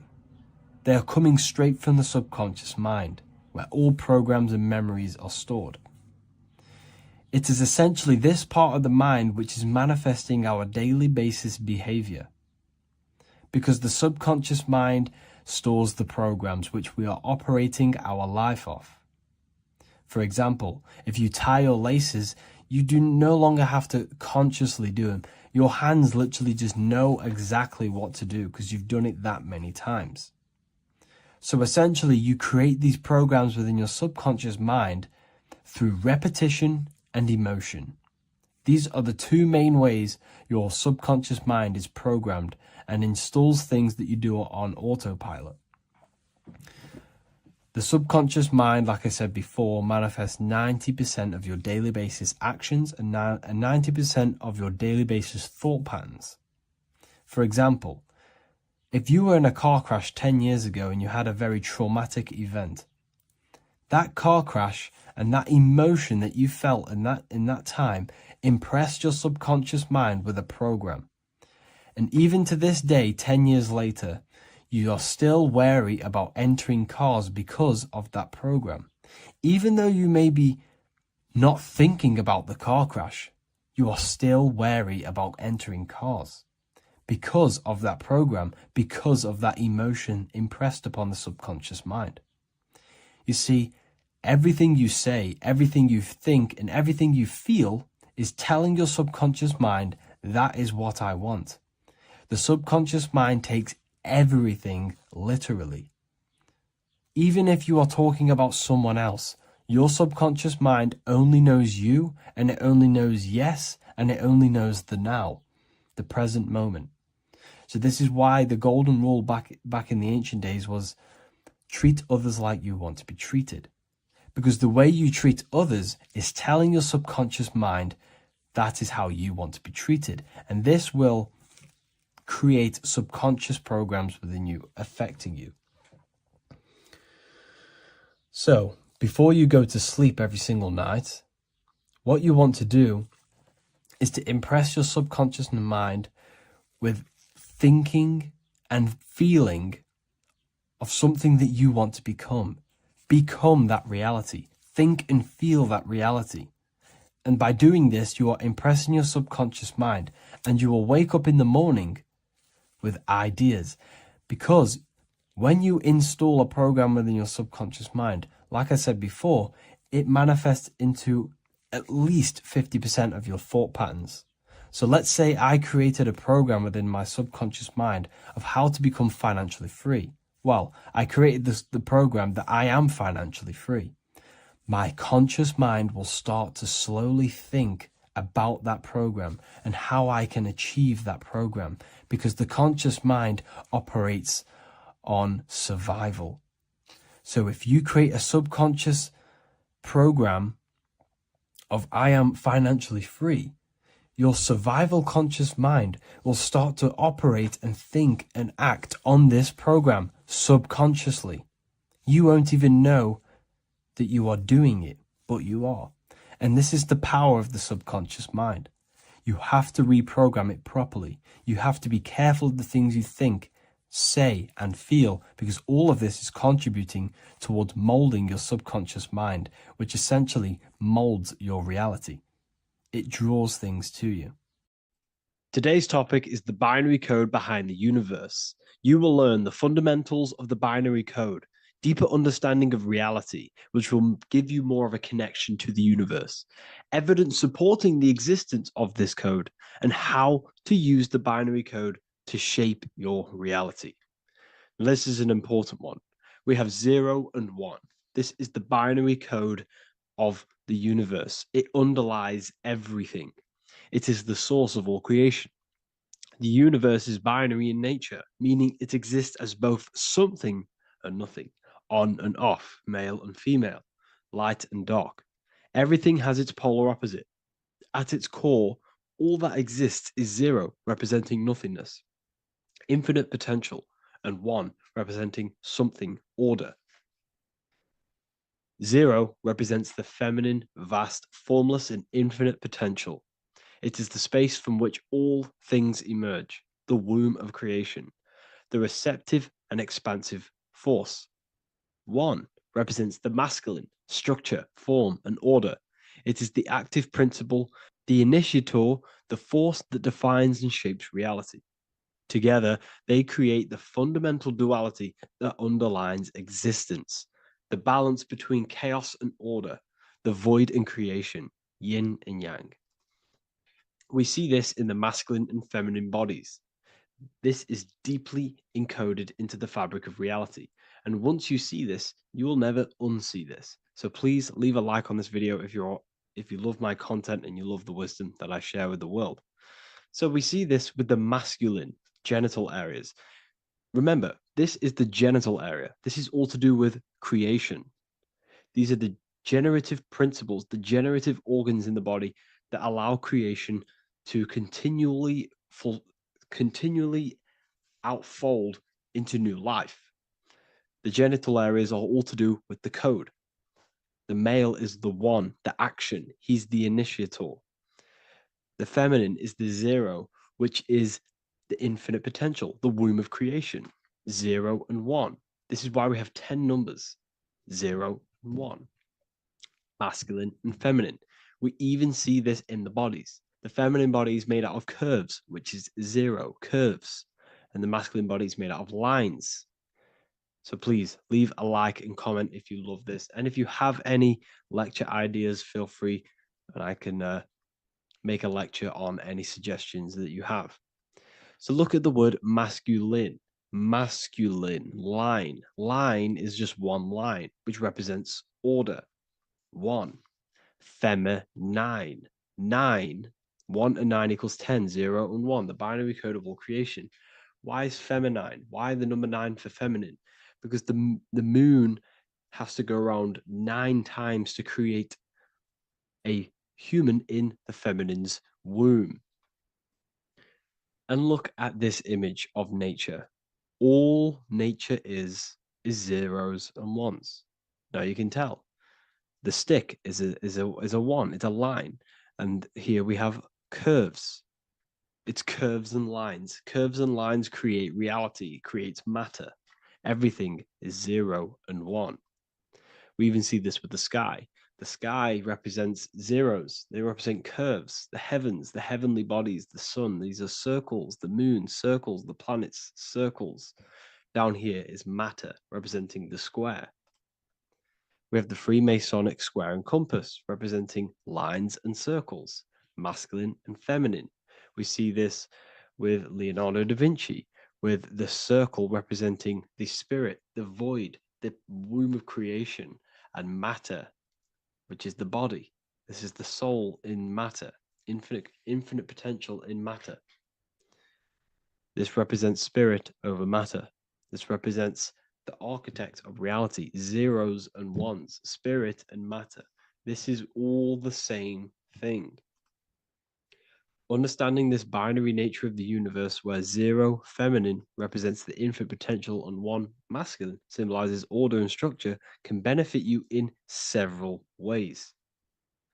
Manifestation and creation is the first way it can benefit you. Now that you understand this, you understand that everything comes out of infinite potential. 0, infinite potential. 1, action equals manifestation equals creation. So you must pull things out of infinite potential. If you have ideas but don't take action, too much 0, nothing materializes. You'll never materialize if you sit there imagining all day, visualizing all day. You have to take action. They both come hand in hand. If you only take action without tapping into intuition and creativity, too much 1, your actions may feel hollow and misdirected. Using both effectively leads to greater success in life, work, and relationships. This is the 33rd degree motto, or this is on the 33rd degree of Freemasonry Scottish Rite logo, and it's called Order ab Chaos, order out of chaos. Chaos is the 0, infinite potential. Chaos is the dimension of the imagination. This is where this all ties in now. Imagination is the dimension of infinite potential, pure potential, formless creativity, and the realm of infinite possibilities. It is the void, the unmanifested energy that contains all that could ever be. That is the imagination. The imagination is the dimension that you are connected to, and you can pull any idea out of and materialize it into a reality. Matter, on the other hand, is order brought out of the imagination, chaos. It is when raw potential is structured, defined, and crystallized into form. This is the fundamental principle of order out of chaos, the process of turning the unseen into the seen, the abstract into the concrete, the dream into reality. That's why we say dreams into reality. Dreams are in the imagination, infinite potential, and the human mind is connected to higher dimensions of consciousness, which we can pull ideas, things out of and materialize it into our lives. Whether that's good or bad, that's completely up to you. But we have access to higher dimensions beyond the physical plane. And this is the secret that the human mind is connected to, and that you are not just a physical body. Okay? The universe itself was born from chaos. Before form, there was only energy and potential. Our minds function the same way. The mind is a microcosm of the universe. Our thoughts exist in an infinite field of possibility, but they only become real when we take action and give them form. If your inner world is filled with chaotic thoughts and impulsive emotions and negativity, then creating order within is essential for balance, clarity, and growth. What do I mean? Order out of chaos, 0 and 1. All creation comes out of infinite potential. The mind, the imagination, is the infinite potential. The material world is the order. It's the effect. Therefore, if your material world has chaos, if your room is messy, if your body is out of shape, if you do not look after yourself, everything in the physical world is just a reflection of what's going inside of you, what's going on inside of you. So if you have a messy room in a messy house, this reflects as a messy mind, a chaotic mind, and we must create order in our mind. So this applies to all realms of your life. This applies with your mind. It applies with your emotions. It applies with your manifestation. It applies with the physical world, with the masculine, feminine. 0 and 1 is heaven and earth. It's everything. It's duality. It's on and off. It's everything. So it applies to all realms of your life. Okay. So in order for this to benefit our lives, we must, one, have awareness and observe the chaos. Step back and observe your thoughts and emotions without reacting to them. Recognize that you are not your thoughts. You are the observer of them. You are the soul. You are in between them. You are the midpoint between the left and the right, the 0 and the 1. You are the soul. Journaling or meditation can help you identify patterns and negativity and impulsivity. So it's important that we recognize these patterns. We recognize the chaos within us and we transmute it. 2, implement structure, mental discipline, mindful practices, meditation, breath work, and slowing down your reactions. Cognitive reframing, replace destructive thoughts with constructive ones. This is so important. For every negative thought that you place attention to, place your attention onto 5 more positive. Never think about something that you don't want to manifest, because whatever you're placing attention on inside that mental field of consciousness, you're giving attention to it, which then can manifest into your action, and that will materialize into your world. Routine and ritual. Create daily habits that anchor you. Morning routines, exercise, or creative outlets bring stability. We must master the inner world of thought and emotion. We must bring chaos into order. In order to create anything in your life, you're turning chaos into order. Order out of chaos. You're turning 0 into 1. This is the binary code. All things underlie it. 0 and 1. So it's so important that we master our minds, we master our emotions, we master our inner world so we can produce effect in the outer world. We cannot create consciously and effectively if we have chaotic thoughts and impulsive emotions. So I hope this has made more clarity to you so you can implement this into your life. I know I haven't given you much strategic things to implement into your life, but now that you have a better understanding of how this world is pulled out of infinite potential, you can use that. Everything in your life is pulled out of your imagination. every text you send, everything you think of, oh, I'm going to do this later. That is your imagination thinking about the future. So you just have to do this on a mass scale to create something big in your reality. So I hope this gives you a better understanding of how the universe works and has benefited your life. If you have any comments or any suggestions or how this video made you feel, let me know in the comment section. I would really appreciate it. And I'll see you all inside of the Symbolism Masterclass on March the 8th. Hello, people. Today we're going to be talking about the secrets of the human heart. Everything they told you about the heart is a complete lie. There are secrets behind it. And you're going to find out why. And it's very important that you understand that the heart is not a pump. It's not a pump. They lied about this. The lungs is a pump. The lungs is what pumps the blood around the body. It's the oxygen. Oxygen is reacting on the blood. Now, what do you use to use a pump? You use air to pump things up. That's what your lungs are. They use air, oxygen. Now, oxygen carries magnetism. If you pour liquid oxygen between two magnetic magnets, you find an attraction, as you can see here. So this attraction proves that there is magnetic principles within oxygen, liquid oxygen. So when we breathe, we are essentially breathing in magnetism. Magnetism is the force driving this world. So your heart is a chestahedron. It's a seven-sided shape in geometry, and each side is pretty much equal. It's a chestahedron. Look at the word chestahedron, chest, where your heart is. And it looks very, very similar. So this is the sacred geometry of the heart. And when a chestahedron is placed in an angle, when it's placed in a box, a cube, it sits at an angle of 36 degrees off center. This is the same angle which the heart sits within the chest. That's why it's called a chestahedron, because that's what the heart is. It's a chestahedron. And when you place a chestahedron into water, it causes a spiral. It causes a vortex motion, because your heart is essentially a vortex generator. So the heart is not a pump, it is a valve. This is where blood goes into. And when the blood goes into the heart,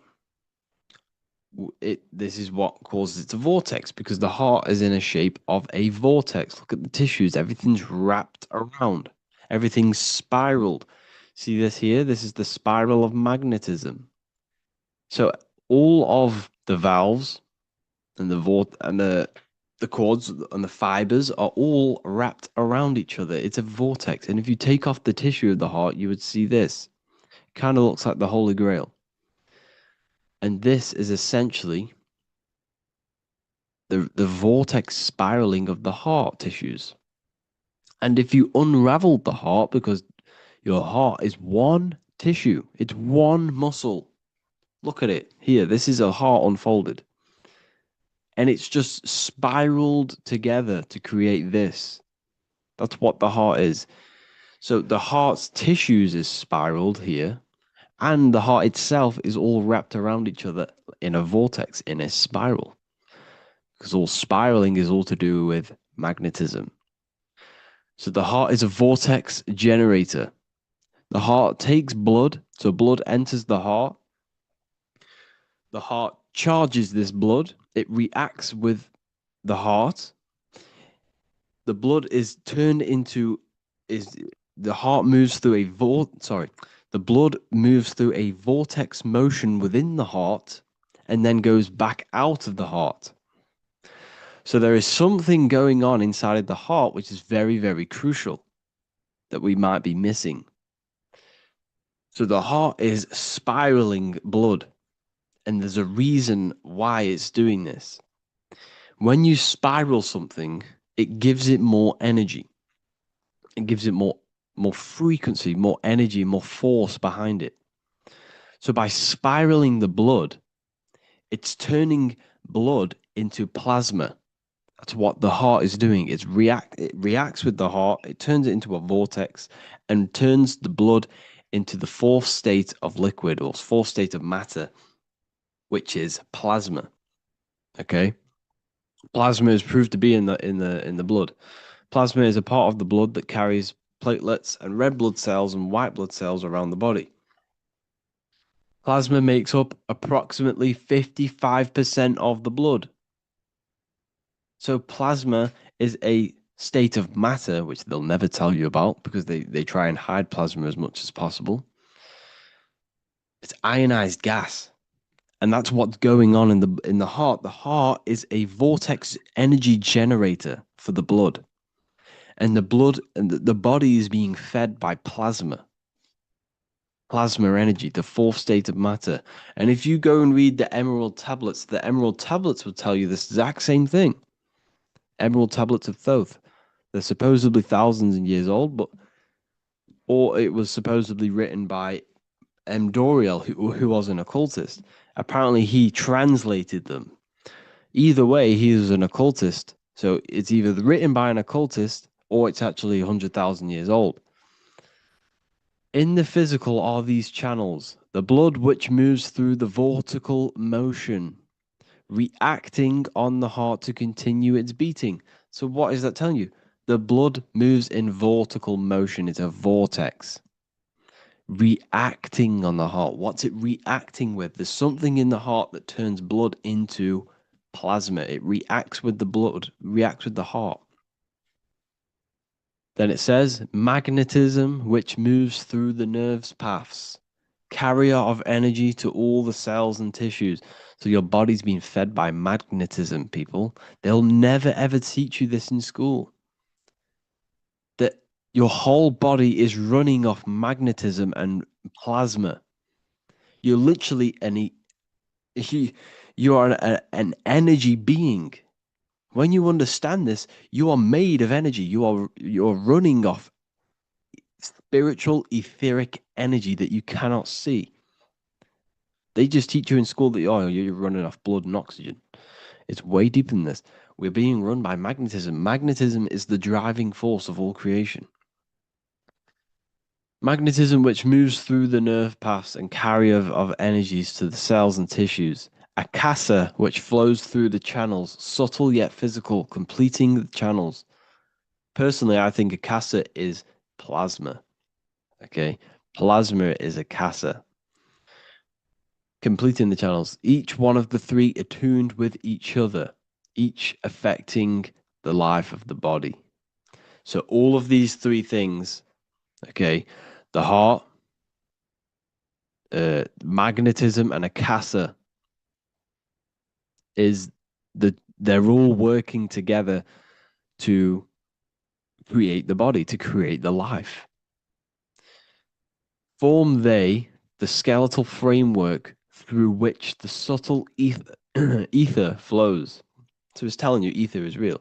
Ether is the substance that connects the physical and the astral.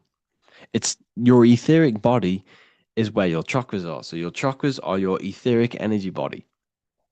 And these energies, these seven energies, is what gives life to the physical form. They feed energy into the physical form. So the ether, subtle yet physical, is charging the body through the skeletal framework. So it's telling you this, and even the word heart has ether within it if you just rearranged A and the E.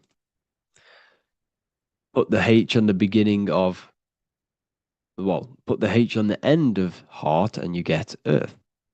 Because what the heart is actually doing, it's taking the energy of the electromagnetic field around us, which is everywhere, that everything is filled with magnetism and electromagnetism. The earth is a giant electromagnetic torus field, and all of this energy from the center is feeding directly into your heart. Because the center of this earth is the heart of the earth. The center of you is your heart. And the center of the aurora borealis, whatever you want to call it, this energy that's emitted from the center of this earth is feeding directly into you, and your heart is transmuting this energy from the earth to react with your blood, and your blood is then feeding your physical body through plasma. That's what's going on. You yourself and your heart is directly connected to the earth. That's why your heart rearranged its earth. You're directly connected to the cosmos. Everything they do to poison you and give you all this stuff is to keep you disconnected from the universe. You yourself are the universe. Your body is directly in correlation electromagnetically with the earth. So the heart is the balance. That's how you connect with things, through the heart.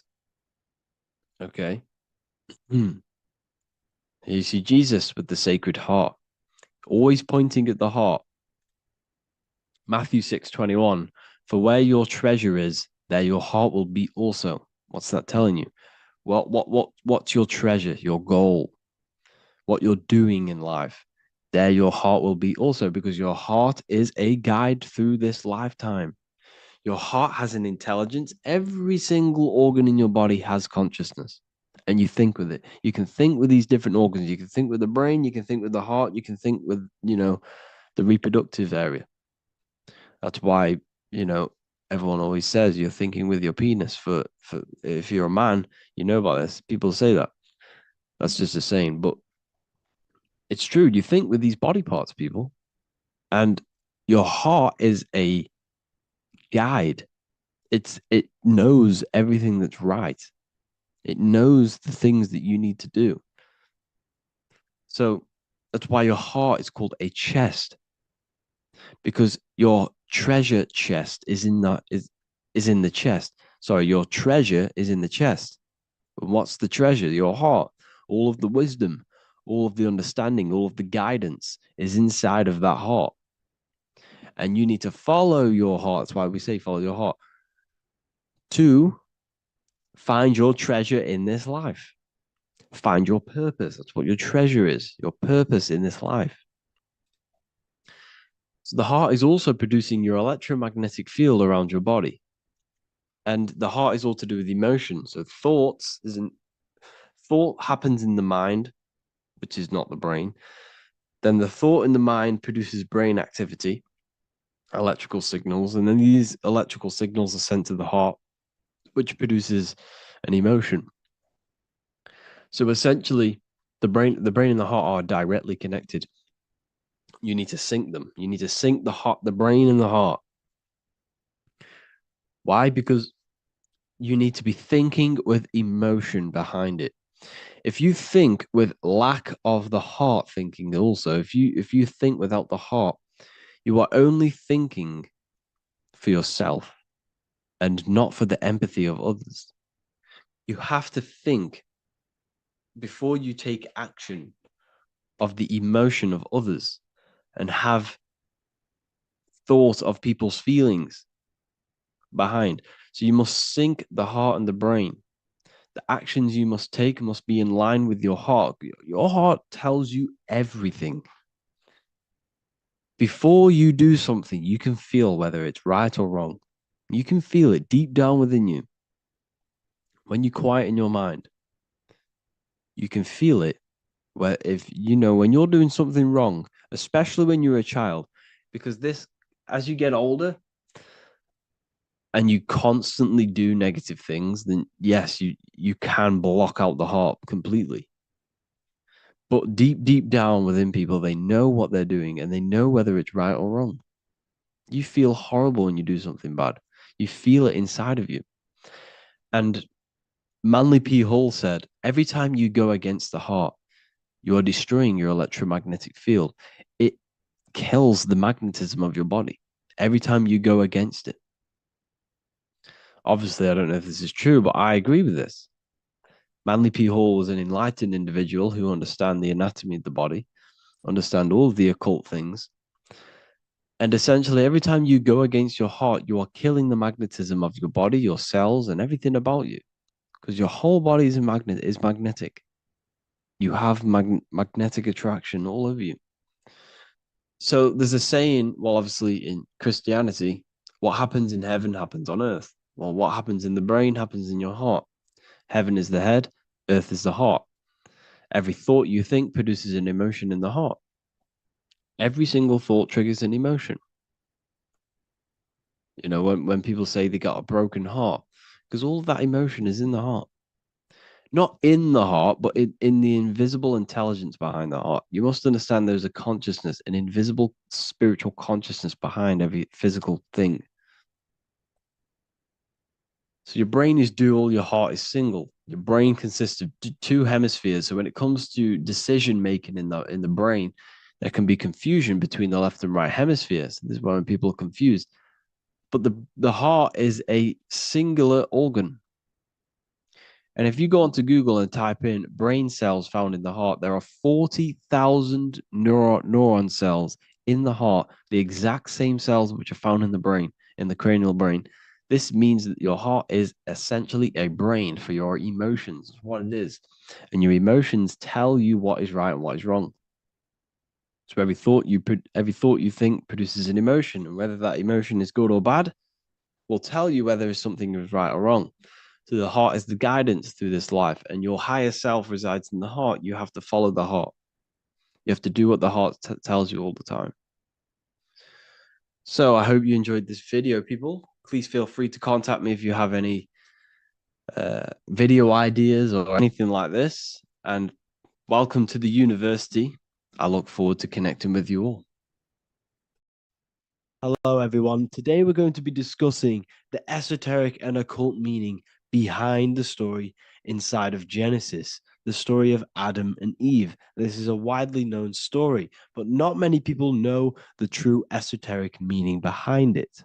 Okay. So today we're going to be breaking this symbolism down. Before we get into this, please leave a like and a subscribe on the channel. I would greatly appreciate it. And please comment below any lectures or anything you wish to know, and I could maybe make it in the future. The first thing we must understand about the Bible is that it is an esoteric and occult book. It is written in allegory. It is written in such a way that we understand the book compared to our level of perception. Now, what do I mean? If a child read the Bible, they would gain a standard meaning and story behind it. They would gain a normal interpretation of the book, of being good, praise God, and be a good person. However, me, who have studied the occult and esoteric and symbolism for a very long time, when I read the Bible, I see a deeper meaning. I can read between the lines of the allegories, which means the Bible is written in such a genius way that it speaks to your level of intelligence. Depending on how advanced you are mentally and with knowledge, will depend on how you decipher this book and how the parables inside the book can speak to you in your personal life. Okay. So the Bible is the greatest psychological book ever written in history. This is why it's known as the greatest story ever told. It's a story. What we must understand with the Bible is that the Bible creates on the surface a logical way of thinking, which is what we call religion. We read the Bible and if we think logically and we take that book literally, then we gain a religion. But if we look beyond the surface, this is what we call esoteric, metaphorical, symbolic. You can read between the lines using our right hemisphere of the brain in deciphering this book and what it truly means to us and the evolution of our mind, body, and soul. What this book actually reveals between the lines is instructions and stories which teach you how to level up your consciousness, how you can sync the mind, body, and spirit and the soul all together so you can live like a god. This is what the esoteric is. It's the purification of consciousness. Now, when it comes to Adam and Eve, okay, what we must understand is that this is the beginning of creation. This represents the beginning of your life in an esoteric way.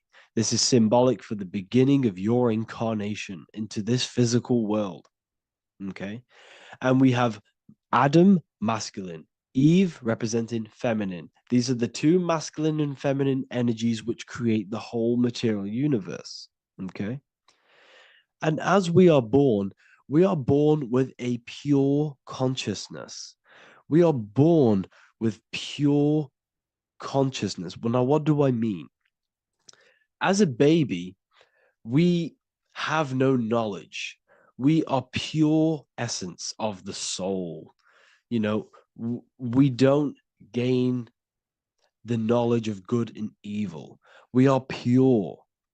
Yes, we're not happy all the time as a baby, and we're not sad all the time, but we have no ego. This is what I mean. Our consciousness is not split. As a baby, you are whole. You have a whole consciousness. You are yourself. You have no false identifications, no limiting belief systems, nothing. You are pure awareness and the pure soul and the pure mind. Now, this is what Genesis is representing. As we grow older, the more experiences we gain, the more thoughts we start to think, the more knowledge we gain of this world, the more impure our mind, our heart, our soul, our spirit becomes, the more impure our body becomes. As we grow older, we're infected with negative beliefs, negative thoughts, and society norms. This is a big one. As we grow older, we are molded by society. We shut off areas of ourself and we push them away so that we fit in with society. We all know this. We all did this in school.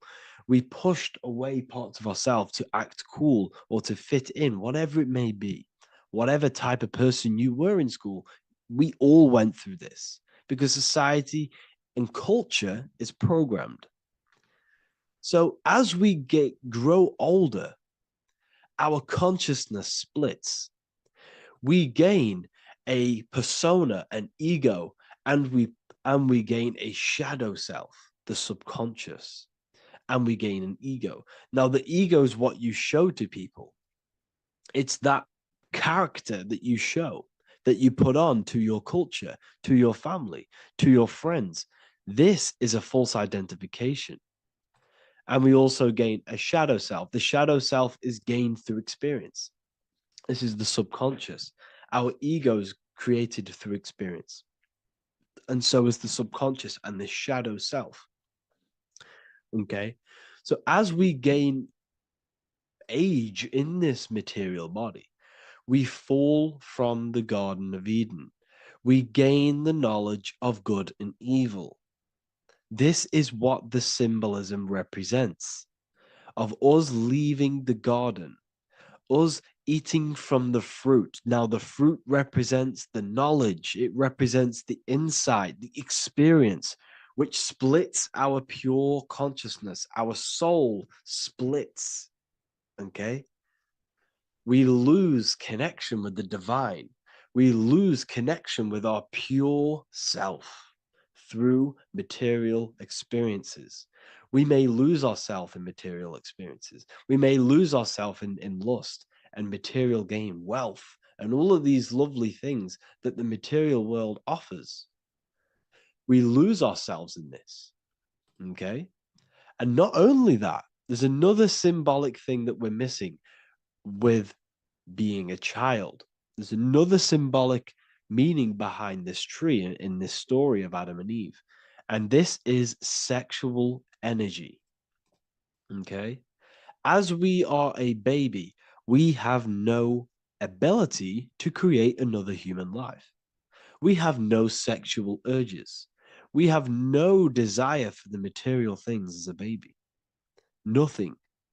As we grow older, our sexual energy cultivates around the age of, it's like 10, maybe earlier for some people or later for some people. This is what we call puberty, when our sexual energy activates.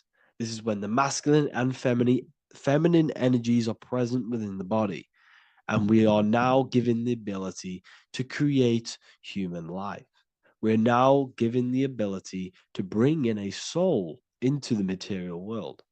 Now, this is what we believe and know in the esoteric world. That is what sex is. You're bringing a soul from the astral into the physical. Okay. So as you grow older, you gain this ability to use the power of creation. You gain this force within you that allows you to open a portal in the astral and bring in a soul to the material. Now, this power can be misused. This power is very powerful and should not be misused. In occult and esoteric teachings, we teach and learn sexual transmutation, how we transmute sexual energy into different areas of our life so we can grow and create. Because sexual energy is creative energy. It creates a whole new human being. So if we retain it, we can transmute it into creativity. So this energy is kind of corrupting us as well. And now I'm not saying growing up is evil, all this thing is evil. This is a natural cycle that we must go through.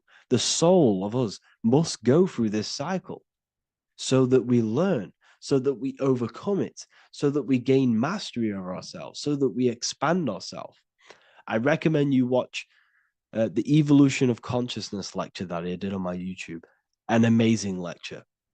Talks about the evolution of consciousness and how we're on a never-ending cycle of life and death and expansion. So leaving the Garden of Eden is symbolic. You see, Eve represents emotion. She's feminine. Adam represents action. That's why he bit the apple. You see, Eve takes the apple and tempts Adam because she's the emotion. She's the sexual desire. And Adam eats it. He releases, he misuses the power of his creation. He misuses his consciousness because of material illusions and material desires. This is natural, okay? As we grow older in this life, our soul has to experience sin. We have to experience negativity.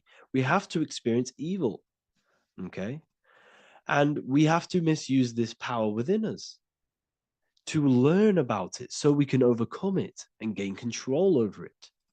Now, this is why the Bible says in Genesis 3:6, for God doth know that in the day ye eat thereof, then your eyes shall be opened. Ye shall be as gods, knowing good and evil. This is very, very, very symbolic. We come into this world to experience a dualistic way of reality. We come into this world to challenge ourselves so the soul can grow, because the soul comes from pure love from God. But we come into this world so the soul may know what it's like to be evil. You see, we are like a seed. Our soul's like a seed.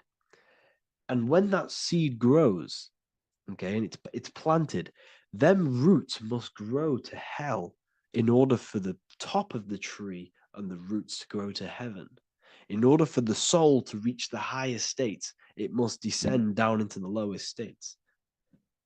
Good and evil. This is the story of good and evil, okay? And this is the story, a psychological story of how the human mind has functioned in this life. This is what this story is representing of how our soul and mind is functioning, how our consciousness is splitting and growing up and evoluting. Okay. Like I said, snakes represent sexual energy. They represent, snake, when you've been snaked. This is why we say you've been snaked, because it represents a temptation of sexual energy. This is why the Kundalini is symbolized as a snake. This is the serpent within us that we can rise to activate dormant brain cells in our brain. Now that's called the Kundalini awakening. I'm not going to get into that into this video, but this is what it symbolizes, the tree and the knowledge of good and evil, because our body is the tree. Our central nervous system is the tree.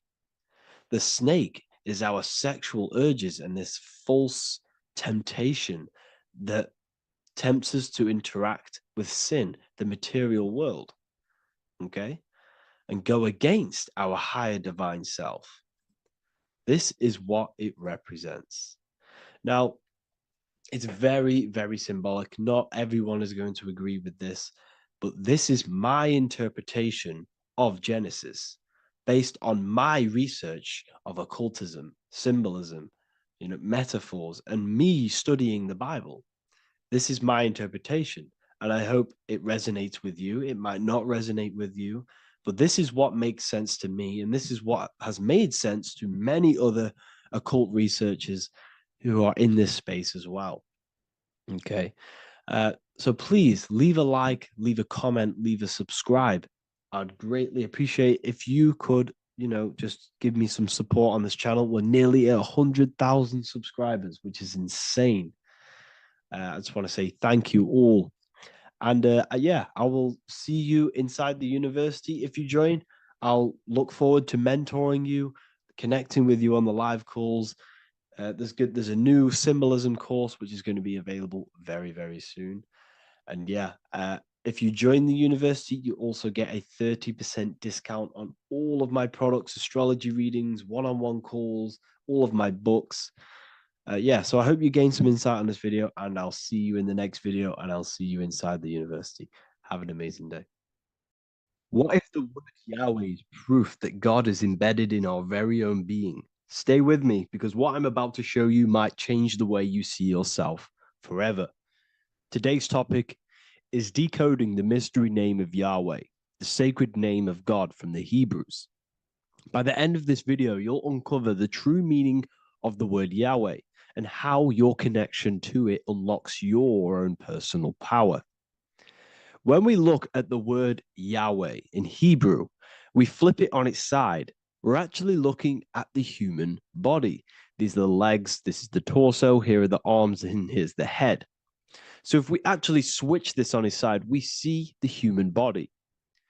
The Hebrew name Yahweh often translates to I am. The I am. Now, what is the I am? The I am, when you say I, you're referring to your highest self.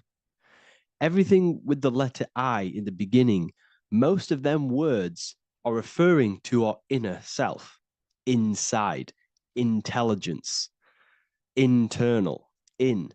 The I represents the inside self, the invisible self. You cannot see the I am because this is the spirit, this is our consciousness. It's the intelligence controlling the human body. When you say I, you're not referring to your name, your job, your reputation, your ego, or your thoughts. You're referring to the observer who is beyond the thoughts, the one who's observing the thoughts. That's the soul. Look at the word Yahweh, Yahweh, the sacred name of God. Yahweh can be observed in the natural rhythm of the human breath. When inhaling, we subtly hear Yah. When exhaling, we hear Wei. Do this yourself. Breathe in through your nose, you'll hear Yah. Breathe out, you'll hear Wei. And in fact, the letter H, H, when it's pronounced, it carries the soft sound of wind or breath, a gentle exhale that mirrors the very essence of life, giving air. Breath is the spirit of life. It's what connects us with consciousness. If we stop breathing, we lose consciousness. The body shuts down. We're breathing the spirit of breath. We're breathing in the spirit of life. It's the very essence that gives us physical existence, and we're constantly staying connected to this breath at all times. Now let's look at Yahweh. 1, 2, 3, 4. There are 4 letters. The Tetragrammaton is the 4-letter Hebrew name for God. Okay? Tetra meaning 4. We have 4 gospels of Jesus. Jesus is depicted with a cross with 4 sections. Jesus has the 4 sacred animals around the side of him, always depicted with these 4. A bull or an ox, an eagle, a man, and a lion. These are the 4 fixed signs of the zodiac. Aquarius, the man, Scorpio, the eagle, Leo, the lion, Taurus, the bull or the ox, which are related to the elements. Leo is a fire sign, Aquarius is an air sign, Taurus is an earth sign, Scorpio is a water sign. These are the 4 elements. And the 4 elements correspond to the 4 bodies of consciousness, as we see here. This is fire, this is air, this is water, this is earth. So we are made out of the 4 elements, which represent the 4 bodies of consciousness: mind, emotion, spirit, and body. The soul is incarnated into 4 sections. Hence why Jesus has 4 gospels. Hence why Yahweh is a four-named word, because we are tetraform. We have 4 bodies of consciousness. There are 4 pillars to reality: the mind, emotion, spirit, and the body. So what we're actually looking at here is the name of the very essence of the self. Yahweh represents the universal consciousness that we're all tapped into, because the body is like a radio. The body is basically a radio antenna, which is picking up the stream of consciousness, and we're all the same consciousness, just experiencing it in a different body. And Yahweh is the name for this intelligence that we're all acting out, that we're all manifestations of. So now let's look at the word Yahweh, where we read it this way in Hebrew, which is 10565. 10565 in the Hebrew letters and the numerical values. And the DNA is made up of 4 bases. These 4 things which create the DNA. This basis is the genetic code for all living things. Each DNA strand is held together by sulfur bridges that appear in a repeating pattern of 10565. This pattern matches the numerical value of the Hebrew letters of Yahweh, Yod, He, Va, He, which are 10565. This means the structure of DNA, the code of life, follows the same number sequence as the sacred name of God, Yahweh. This is a factual observation. So we're looking at 10565. So let's look over this one more time. Yahweh represents the breath, Yahweh, inhale, exhale. It translates to I am. It's written in our DNA. The word Yahweh on its side looks like the human body. Now, this is where things get a little bit deeper. 10565 adds up to 26. The number God, well, the word God adds up to 26. Allah adds up to 26. There are 206 bones in the human body, 26. 26 adds up to 8. 8 is the number of infinity. We are all the infinite consciousness. Consciousness will never die. It's immortal. It's infinite. We are all infinite. We are not these skeletal structures. We are Yahweh, the universal consciousness. The creator of all things is our essence. We're all God with individual identities, but the highest versions of ourselves is God. The ego is our own personal experience of God. Does this make sense? So in conclusion, Yahweh is not the name of a separate God from us, but rather the reflection of the divine consciousness manifesting through the human form. The human body is like a receiver acting as an antenna that tunes into the infinite intelligence and life force we call consciousness or God. This means that rather than being external, the divine presence is within us, expressed through our very existence. It's very interesting when we look into this, and what religion has done has flipped all of this knowledge. All of this sacred knowledge has been externalized. They've externalized God so that we worship God and we view God as something separate from the human experience. They do this so that we don't find the God within us, so that we don't find that we have the power of creation. The mind is the creative force of God. The body is the will to act out that thought. They don't want us to figure out that we are creators and we're all creating our own earthly experience. We're all projecting this reality. And they don't want us connecting with the divine intelligence within us because they want to be the creators. They want to keep this knowledge. They don't want the masses to wake up to this powerful knowledge. So what they've done is that they've taken the scriptures, they've externalized it so that we start worshiping and giving away our power to these external things. And when God is external, we start to fear God because we start to think that God has power over us. He can send us to hell or heaven. So this is what's going on. They've been externalizing this for thousands of years to keep us in a suppressed state. Okay. Humans are very advanced because we possess self-awareness. We possess the ability to move our awareness and our thoughts outside of the instinctual nature. For example, a cat or a dog. These things can only live in their instinct. They live based on instinct. They smell, they eat. That's pretty much what they do. But humans, we have the ability to rise above that nature and turn to our infinite selves, our higher selves. We can move beyond our instinctual nature and create very advanced things. That's why humans are made in the image of Yahweh. We are literally God in human form. So this is what we all need to realize. And I hope this video has helped. Please leave a like, a comment on inside of the description. I'll have some links to my books and my university. The people who have read them have just absolutely changed their lives. You could probably see that in the comment sections if someone leaves a review of the book. We also have Trustpilot. But yeah, I thank you all. And I'll see you in the next one. There's an ancient symbol hidden in plain sight, one that holds the key to transformation, power, and unlocking your true potential. It's been used for centuries by mystics, rulers, and even modern science, but almost no one understands its true meaning. Once you do, it will change the way you see yourself and the world forever.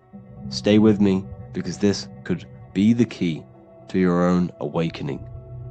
The symbol of the snake or the serpent is a very powerful symbol that refers to something within you, that we all are on this journey. So first of all, we see this symbol in ancient Egypt on the top of the pharaoh's head. We also see this with Buddha, with the snake on top of the Buddha's head and below. We also see this in Rome, with the Roman god Mercury holding the staff with the snake. We see this in Adam and Eve's story with the snake tempting Eve. We even see this today on the medical facility. What does this mean? Why is this symbol being used for thousands and thousands and thousands of years? It has a very deep esoteric meaning. We see this in the caduceus staff, and we even see the snake representing the Kundalini. What does the snake actually mean? A lot of people think it represents the Kundalini, which it does. However, there's a deeper interpretation of this symbol, and it goes very far beneath the surface of what the snake actually represents. Okay? So first of all, when looking at symbols, we need to observe what the snake does in nature.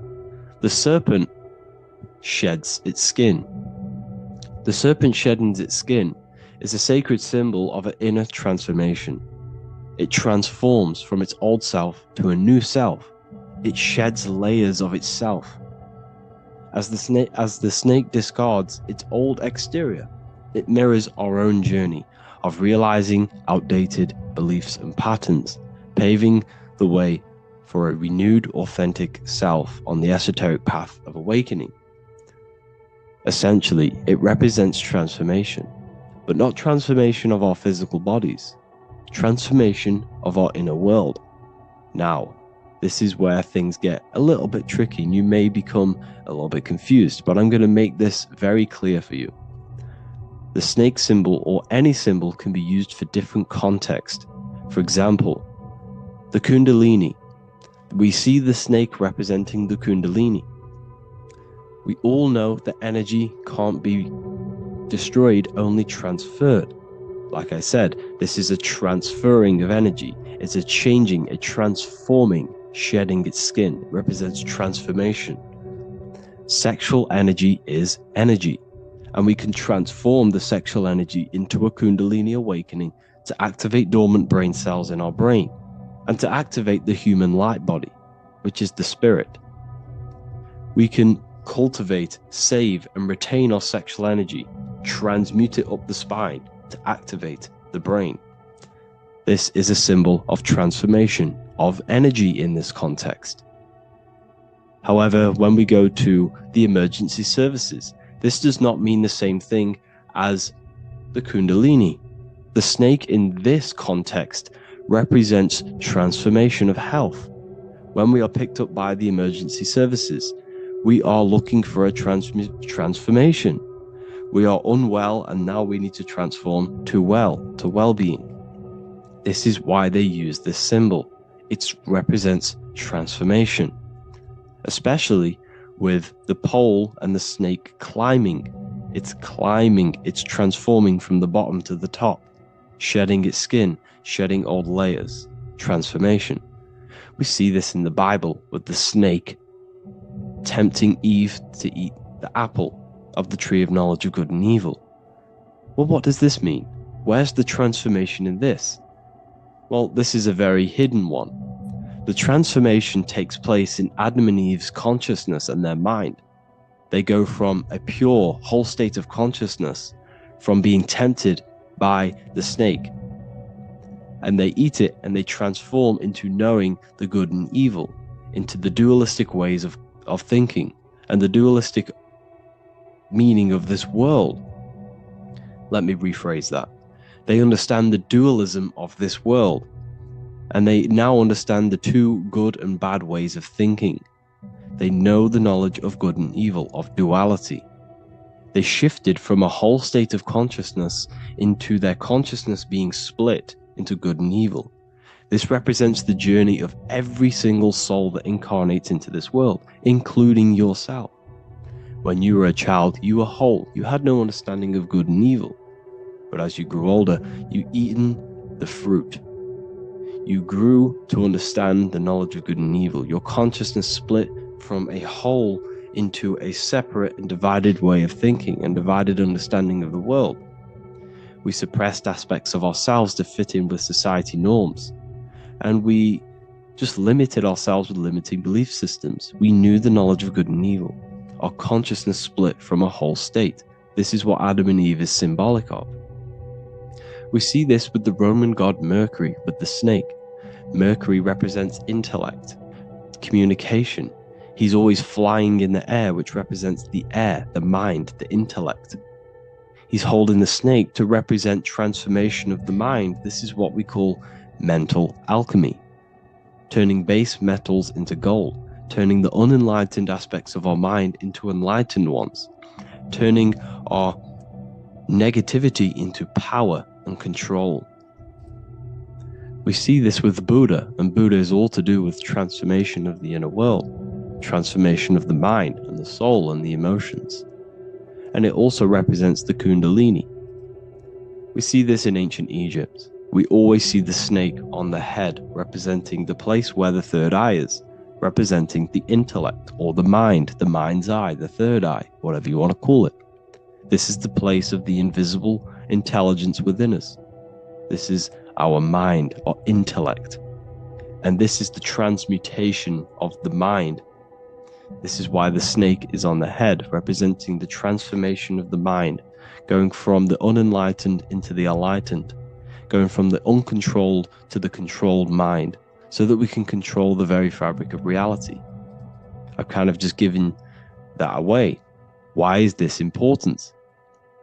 Humans are creators. We're the architects of creation, endowed with the divine power to channel the fourth dimension, which is the imagination, into reality. Each thought and intention is a seed. When nurtured with focus and clarity, transforms the unseen into the tangible experience. This creative process bridges the gap between the ethereal and the material. Humans are creators. It's impossible for you not to create. Whether you're doing this consciously or subconsciously, you've been creating your whole life, turning non-physical thought into physical reality. We are creators. However, the mind cannot create in a state of chaos. The mind cannot create with limiting beliefs. The mind cannot create with thoughts that come and destruct our minds. The mind cannot create consciously and effectively if there are impulses within our mind and we have no control over the mind. So this is where self-transformation comes from within. This is where the snake comes in. The snake represents the transmutation of our mind from the uncontrolled to the controlled. In this context of the Egyptians with the snake on their head. It's all to do with mental alchemy. In the occult tradition, the mind is seen as a delicate instrument that demands constant vigilance. Left unchecked, it reverts to archaic and destructive thinking patterns. Like a finely honed blade, it must be continually sharpened through discipline and self-refinement. In this unending process of unveiling and mastery, we learn to shape reality, harnessing the power of our thoughts to manifest the highest potential. It's all to do with mental alchemy, and this is how the snake is connected to you. And what the snake represents to you, it represents the transmutation, the changing of ourselves, of our consciousness, so we can gain control in this 3D world. If we lack control, then we'll constantly be manifesting chaos. Now, there are 3 ways that we can transform our world, and we can slowly transform our mind. Now, this is not an overnight process. It takes periods of time of purification. And number 1 is affirmation. Let's say we have this dirty cup of water, and we have a tap of water. And in this tap, it's pouring in more water, clear water. Over time, if I keep pouring clear water into this cup, it's going to slowly purify this cup. And then in the end, it will look like the cup on the right. It's the same with your mind. The cup represents the limiting beliefs, the negative thoughts, the negative mind, the uncontrolled mind.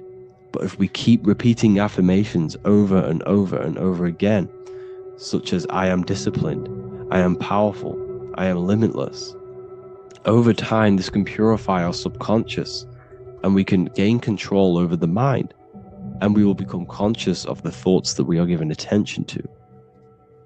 The second way is meditation. Meditation allows one to develop an off switch for the mind, providing a sense of control over it. Over time, we gain the ability to filter our thoughts and become more conscious of the ones we choose to engage with.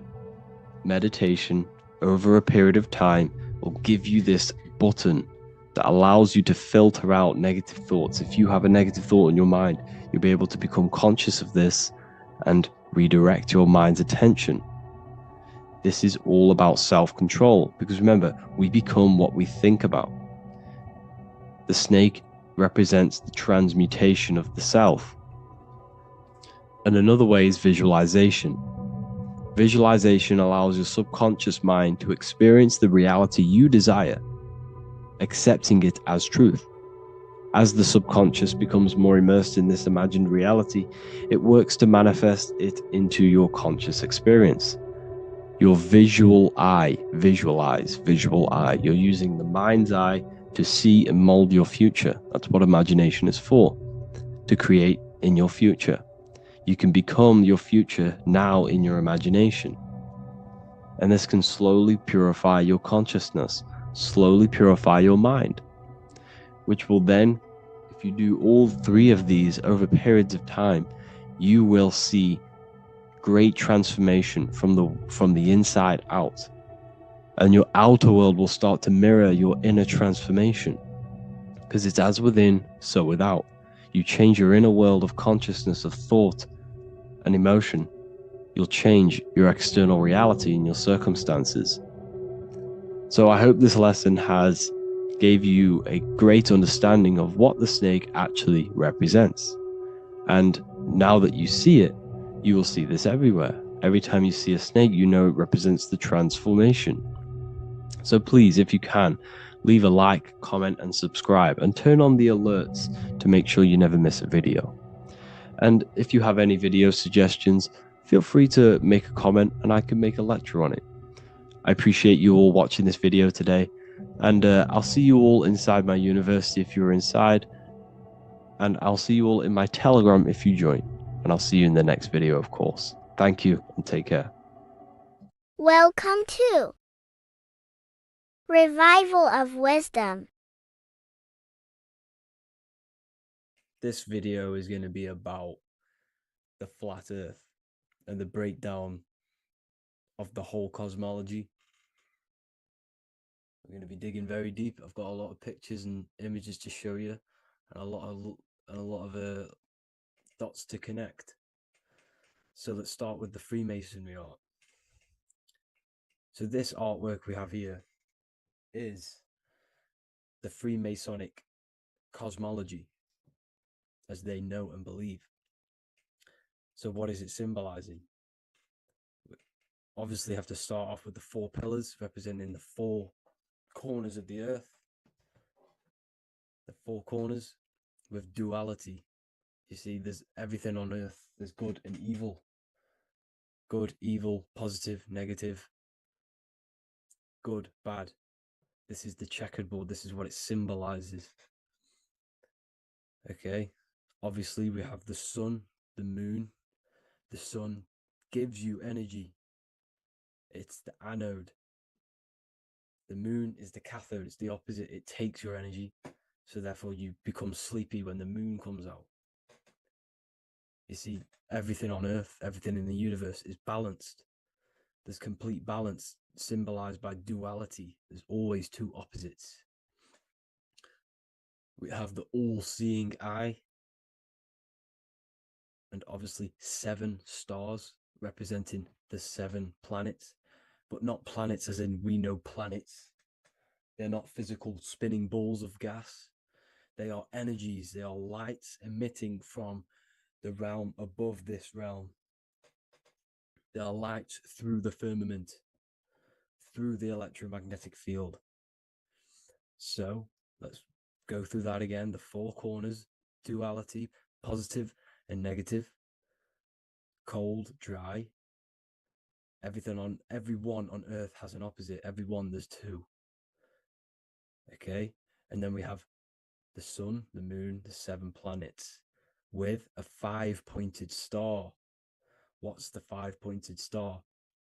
Of course, it's the 5 elements: spirit, water, earth, fire, and air. Okay, that's what the 5-pointed stars symbolizing, the 5 elements of earth. And then, most importantly, we have the compass. The compass is very, very important, hence why it's in the center. The compass is symbolizing many, many things. And one of the most important things, but we'll get into that after. We have a boat with water outside of the earth. So we have a boat on water, symbolizing the waters separated by the firmament, the waters above, separated by the firmament from the waters within the firmament, the earth. So this is what it's symbolizing. So the compass, what's the compass? This is where the compass comes from. The Polaris, the most important star there is, because it's in the center of Earth.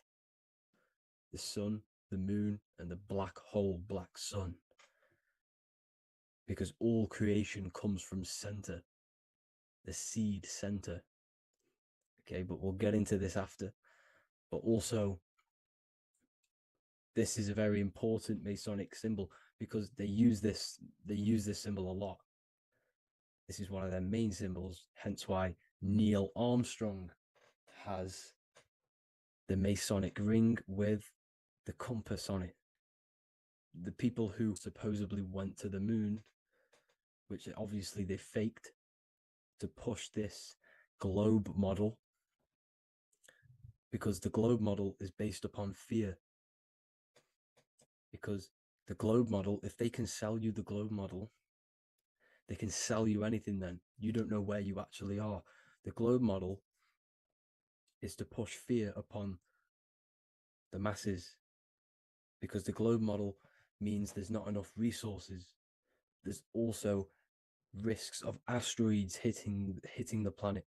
There's also risks of space extraterrestrial invasions, global warming, asteroids. You see, this is all the fear that they can gain of selling you the globe model. Okay, because they don't want you to know that this is an intelligent design. And also, they're hiding God, the creator, the source. This is why they are satanic.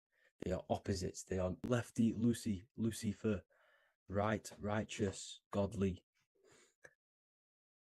Hence why they do the symbolism on their eyes.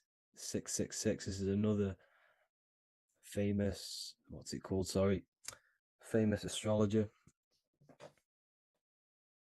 Astronaut. This is another famous astronaut doing 666, showing that he's in the alliance of the occult. But even look at their 10th anniversary stamps. They have a Masonic compass on there. Also, the Order Out of Chaos. Order Out of Chaos, double-headed eagle. Okay, the Order Out of Chaos ring, which they wear. So all of these astronauts are in the occult. They are lying to you. They are in with this order, this Masonic New World Order, whatever you want to call it. So let's break this compass down a lot more. Because as I showed you here, the center, okay, this is what the compass is symbolizing. Let's go into the North Pole map. This is from 1595. This is a rough estimate of where this map came from. It's from around the 1500s to the 1600s, maybe 1400s. There's not an actual set date on this map because obviously our history has been tampered with. But let's break down this map and the symbolism that they use towards this map, because this map is the map of the North Pole. Okay, so in the center, we have the black rock symbolizing the tower, the pole, North Pole. And what's on top of the North Pole? Obviously, it's Polaris. North Pole and Polaris. Okay, with the 4 islands around the center. Okay, 4 islands around the center. And this is what blew my mind, right? They say that Santa sounds similar. And if you look at this pole that's pointing to the North Pole, you see this line here. So this is obviously from the 1600s. What color is Santa? He's red and white. Just like this map pointing to the center is red and white, and Santa comes from the North Pole. So it's not a coincidence that they use red and white. They're mocking this map because obviously they took over after the 1500s, 1600s. They took over around the 17, 1800s. So they're mocking this map with Santa coming from the North Pole with this red and white line to the North Pole. Notice the 4 islands. Okay. Like windows, their symbol, they obviously in the occult, they're part of the New World Order, is symbolizing these 4 islands with the blue behind it for the water. Okay, so this is another occult logo. They're symbolizing this center because the center is so important. Okay, we'll get into that. Also, we have the Mayan cosmology. This is the Mayan cosmology. This is what they created. This is their artwork, with also 4 major lands around the center. You see this 4 with green in between them all. 4 major lands with the underworld. You see, this underworld is also symbolized by the Masons with the coffin of the skull and bones, the deceased, the dead. Okay, so this is also mentioned in the book of Enoch. Okay, and it's called Sheol. Sheol, the underworld. Okay, and in the book of Enoch, it says all spirits of the dead go to these hollow places, that they all wait until their appointed time of judgment. And it also says in the book of Enoch, there are 4 hollow places underneath. 4, as above, so below, representing the 4 islands. As above, so below. That's where that could link in. Okay. The book of Enoch is very important because it was found in a cave thousands of years ago, and has a lot of truths about this realm and about this world we live in. So let's go back to the Mayan cosmology. So the ancient cosmology, they all must have had some sort of communication. They must all be at peace with each other, because all of their cosmologies link together. See, the Greek, Babylonian, Indian, Celtic. Okay, they're all linked in together. They all knew that they were in an enclosed system with an underworld and obviously a firmament. Okay, so this is what they all knew. They all must have had some sort of communication. They were a lot more advanced than us. They knew the center of the realm. Okay, and obviously the United Nations flag also symbolizes their center. You see how it has like a grid with a circle around the center. It's symbolizing that center of the realm, because that center of Earth is so important. The United Nations flag, all have it. See, some different ones all have that circle around the center. Because the center is the seed. All things come from a center.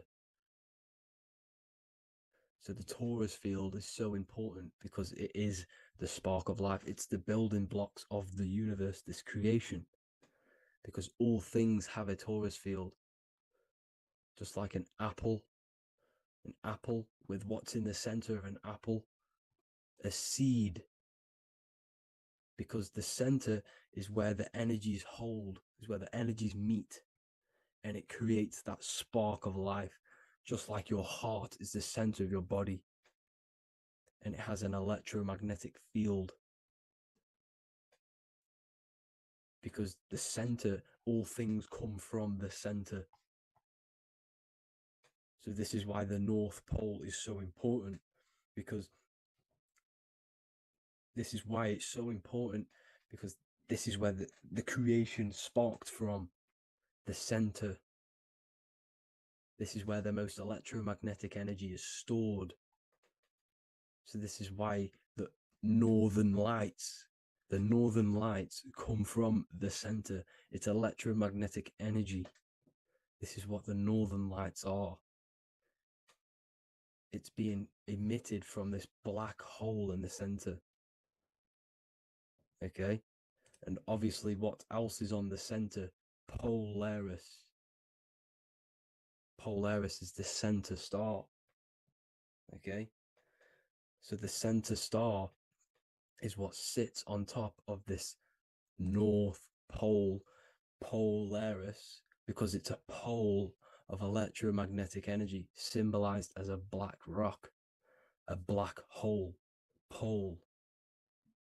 You see, because all creation comes from void. Light is born from darkness. Without light, darkness can't be born from light. You see, but light can be born from darkness. This is why darkness is so important.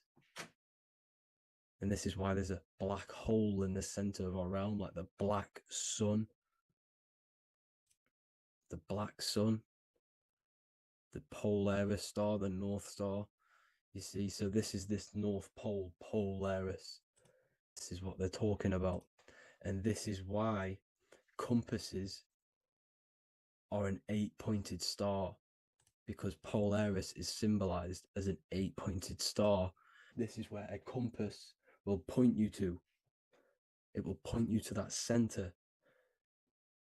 So notice how a compass has this black hole in the middle, you see, and it will point you to this meeting point, the north, because in the center is the center of the torus field of the earth. This is where the most electromagnetic energy is. You see, everything gets sucked into the black hole. Okay, this whole reality is being projected from that center point, just like your eyes suck in light. It's a black hole.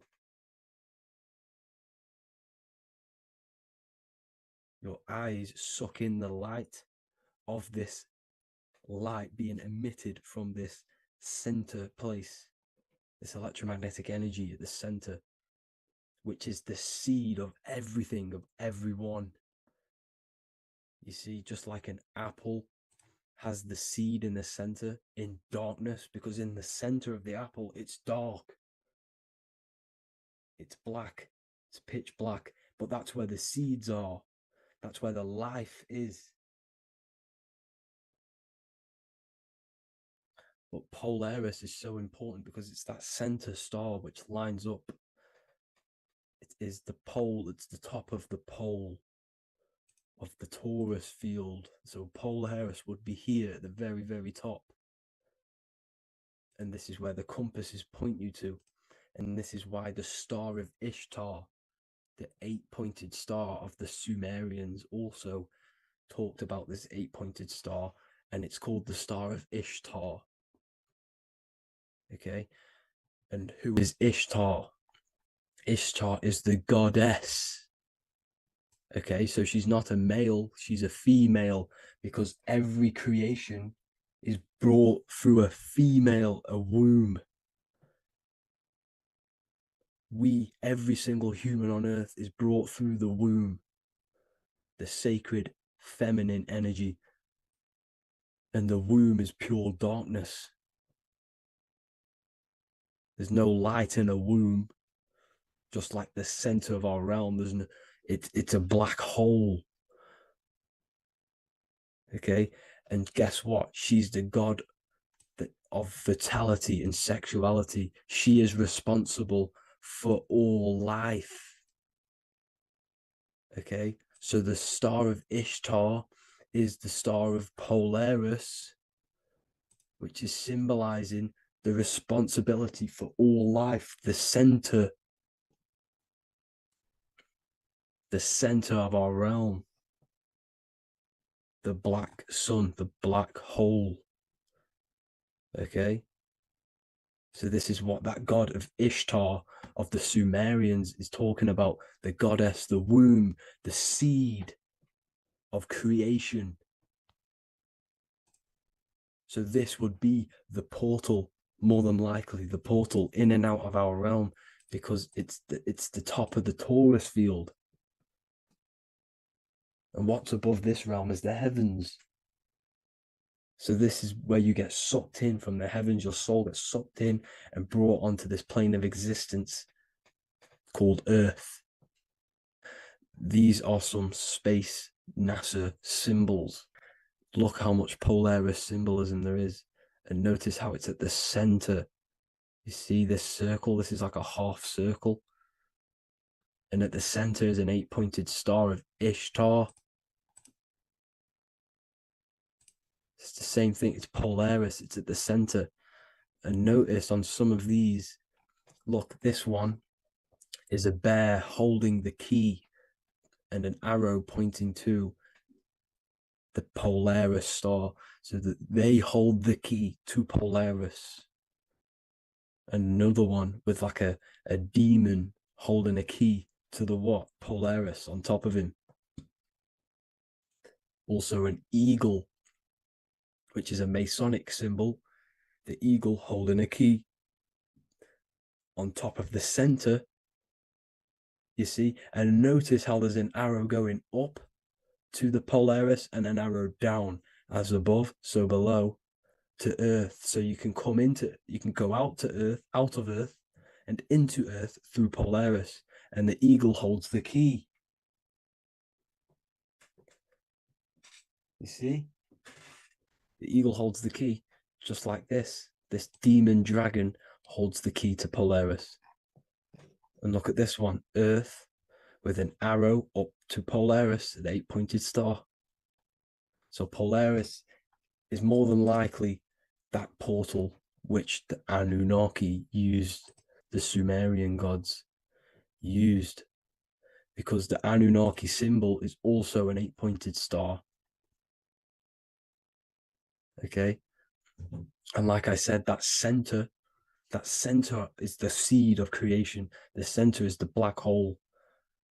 Okay, just like your pineal gland is at the center of your brain. The pineal gland is at the center of your brain, and that's what connects you to that spirit realm, to the source. That's it for this video, guys. Thank you all for tuning in. I hope you all learned something today. Please leave a like, a comment, and please subscribe to the channel for more content. God bless you all.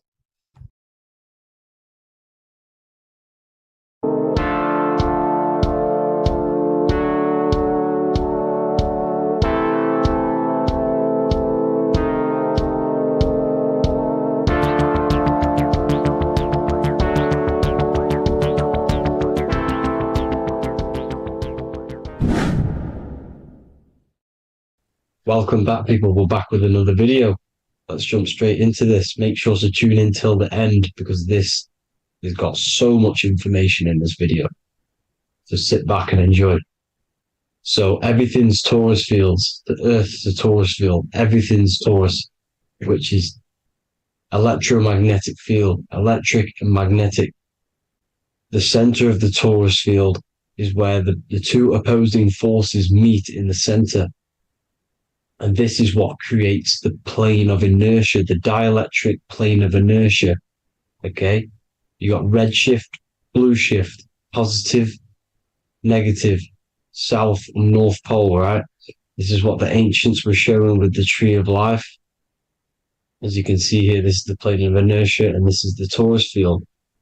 Everything consists of this. Everything is a Taurus field. A atom is a Taurus field. Okay, now the inertia is the 0 point. So this plane is a 0 point. It's the balance between two poles. Okay, now this creates matter, because matter is two opposing forces in motion equalized. So these two forces coming together is what creates matter on this physical plane. And this is why we can't see the electromagnetic field, because it consists of one of the elements, which is either electric or magnetic. But when they combine together, it's what creates this physical plane, which is physical matter, which is light in motion. Now, everything is one. Don't get confused by duality. Duality is two opposing forces, but them two opposing forces are created by the same substance. It's two aspects of the same substance. So, for example, water and ice are the same thing, you know what I'm trying to say, but it's two aspects of the same substance, because all is one. The whole universe is one. All goes back to the one, which is God, the creator, or magnetism, whatever you want to call it, because magnetism pulsates.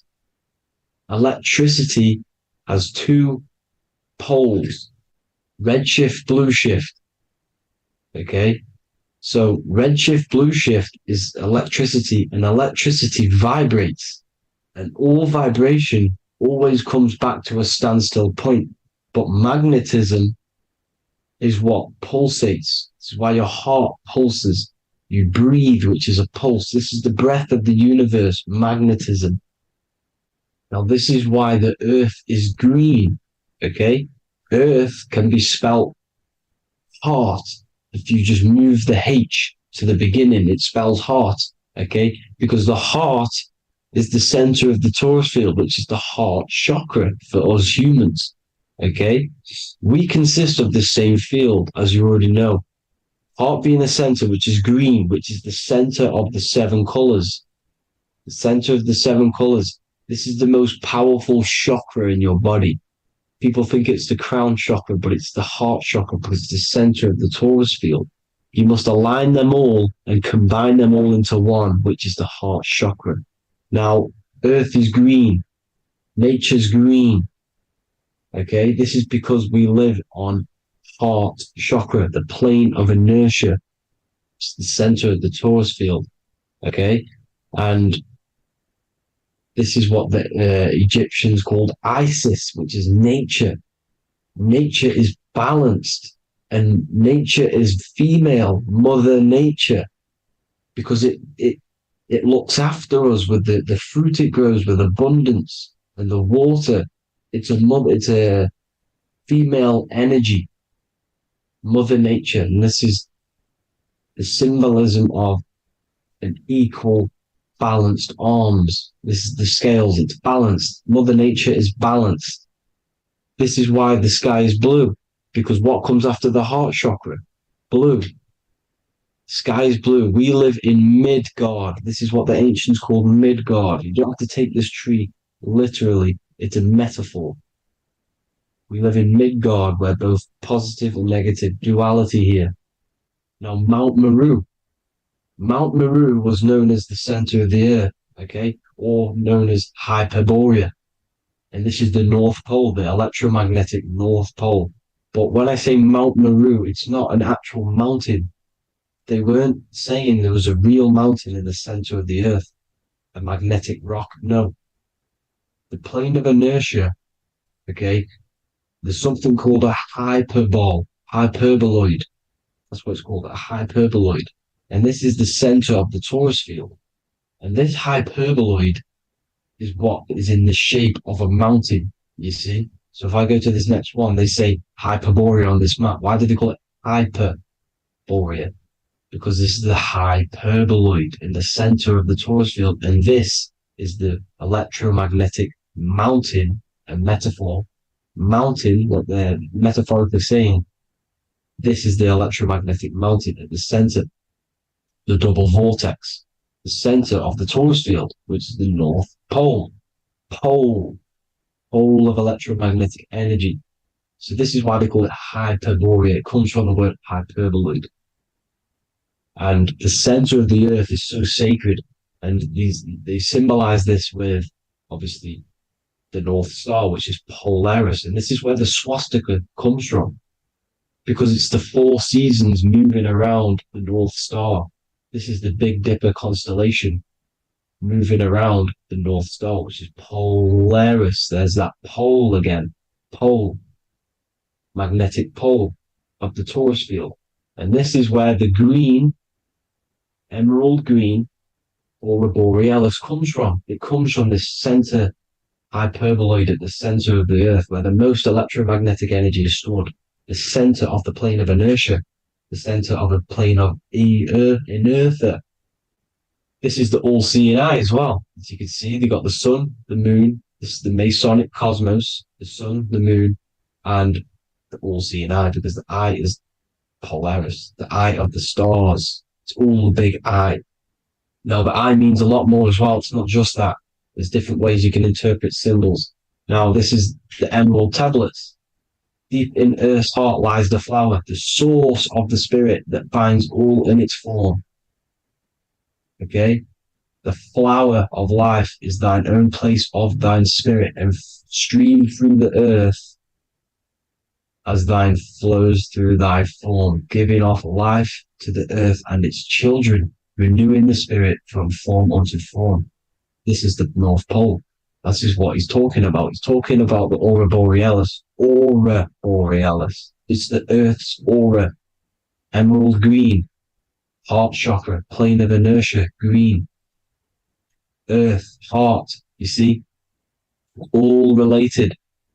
Now, there's many symbolism of this, so much symbolism of the ancients, the 7 layers of heaven, which are the 7 planets. Okay? These planets are the solar system.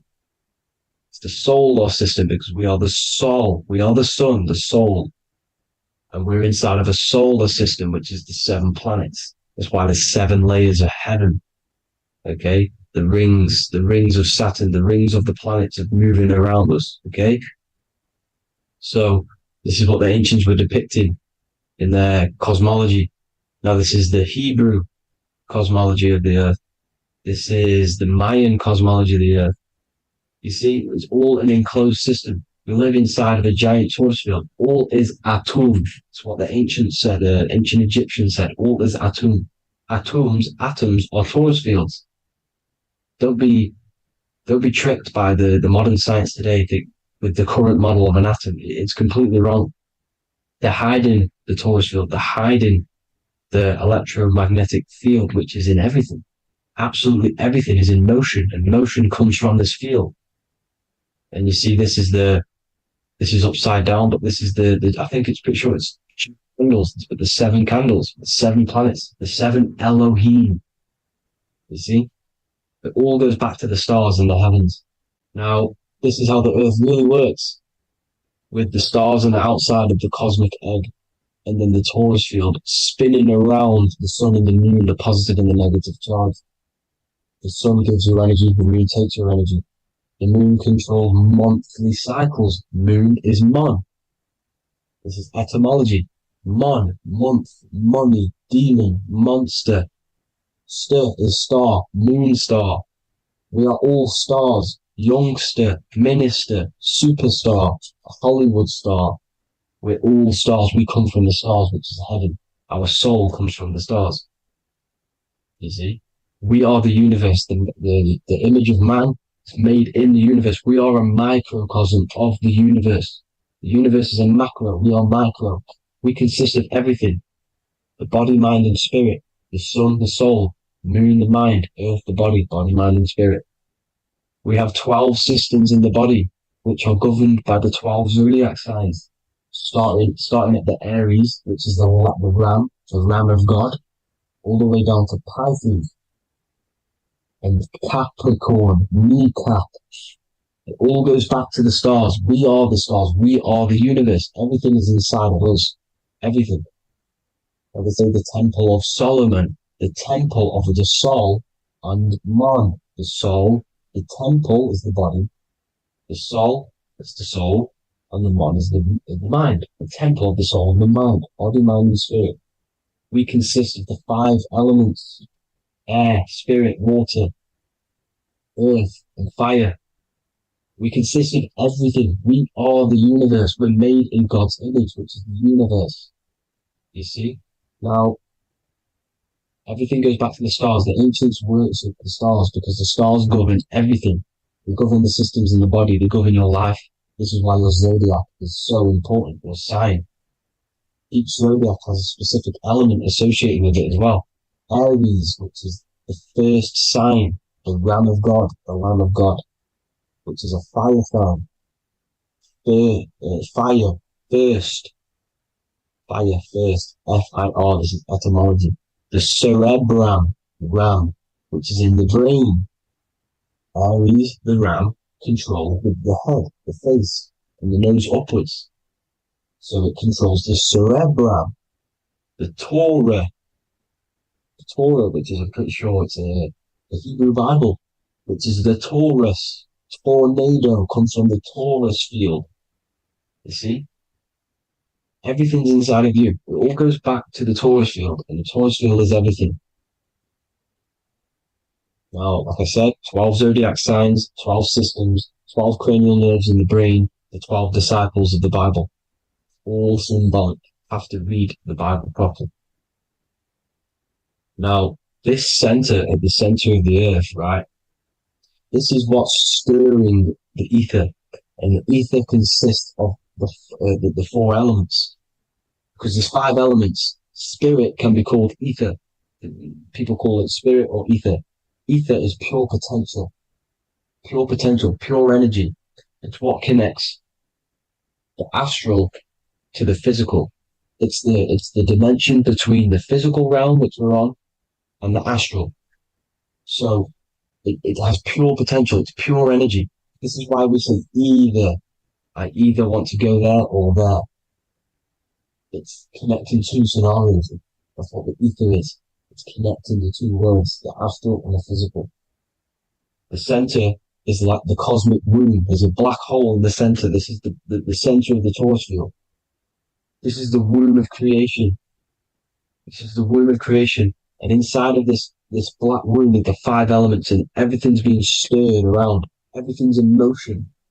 Light is motion. Everything's motion. Now, like I said earlier, light crystallizes into physical matter.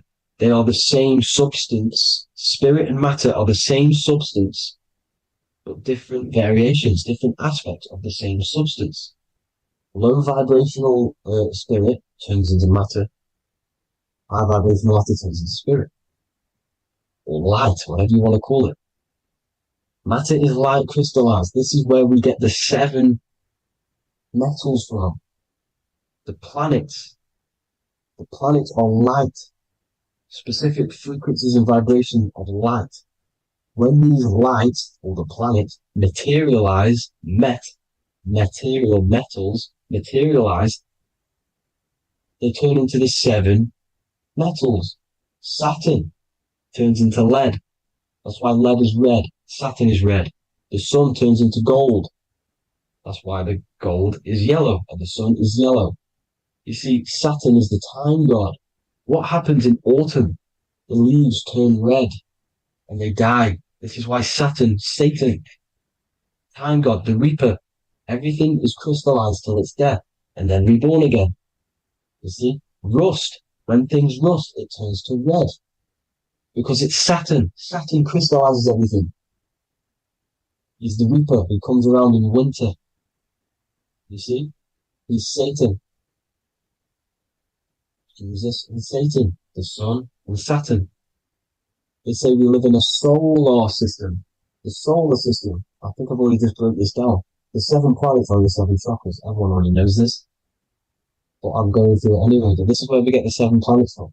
And the 7 metals. You see, all the ancients knew it was an enclosed electromagnetic system. It's not a spinning ball in the middle of space, people. They want you to believe this so you get stuck in this material world. Because if you believe everything's material, you can never affect this plane effectively. You can never create your life effectively if you don't understand the planes of existence. Because the mental plane is a higher plane. And it breaks down and it controls the planes below it. The mental plane, hold on, I've got it here for you.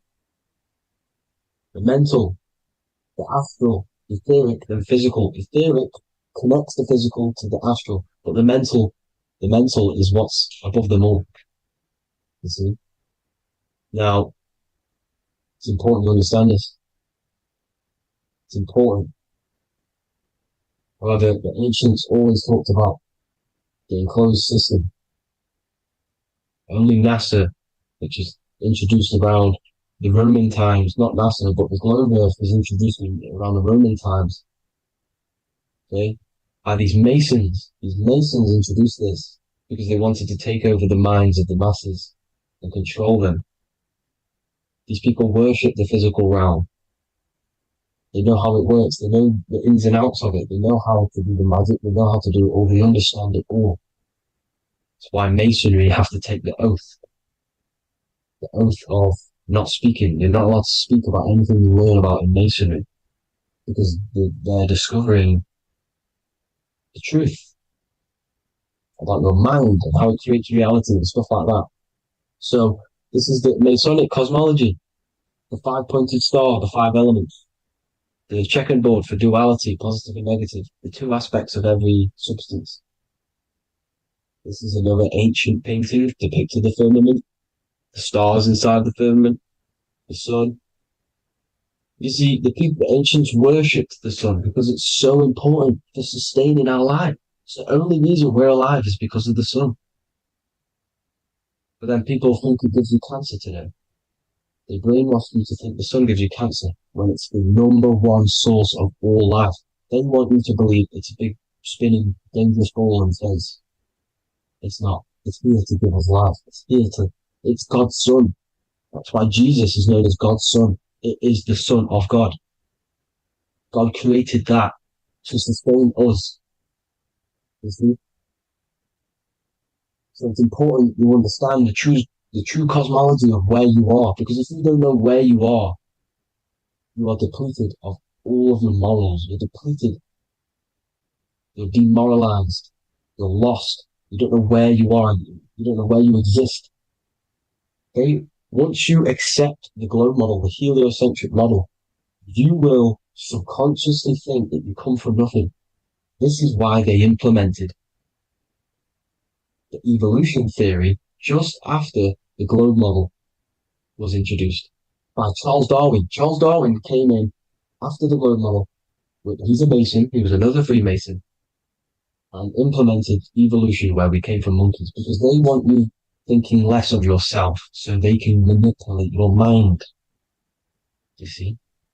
They want to manipulate your mind, and they have done since you got here. Since you came through that portal, you were manipulated from that day to believe this, believe that. The true cosmology, the truth will set you free. You'll understand things better. You will feel better in yourself when you know the sun is here for you. You'll feel better in yourself that you know that you didn't come from a monkey. You were created as a human, a manifester, a creator. You're so intelligent. Your mind is amazing. You can manipulate matter, mind over matter. See? Thank you all people for tuning in. Tap in with yourself. Love yourself. Find the truth. Spread the truth. Nothing dies. Nothing in this creation dies. Everything's energy. Everything's light. Light can never die. You're a light being. That's why it says Hu. Hu man. Hu is light in Hebrew or Latin. Either one of the two. You are light. You're a light being. You never die. Ever, ever, ever die. Ever. Stop thinking you're going to die. This body will die because it contains electricity. And electricity always goes back to a standstill point because of vibration. Electricity vibrates. You are pure light. You will never ever die. Thank you all people. God bless. Make sure to like, subscribe and share.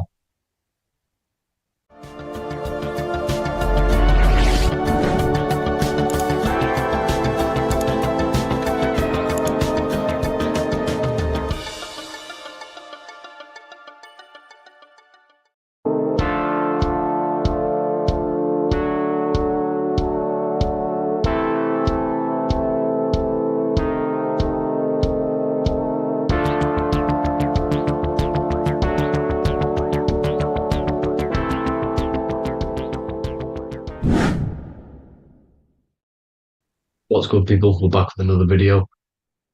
This is going to just be a quick video. Manifestation, magic, bending reality. So let's jump straight into this. So you have a conscious and a subconscious part of your mind.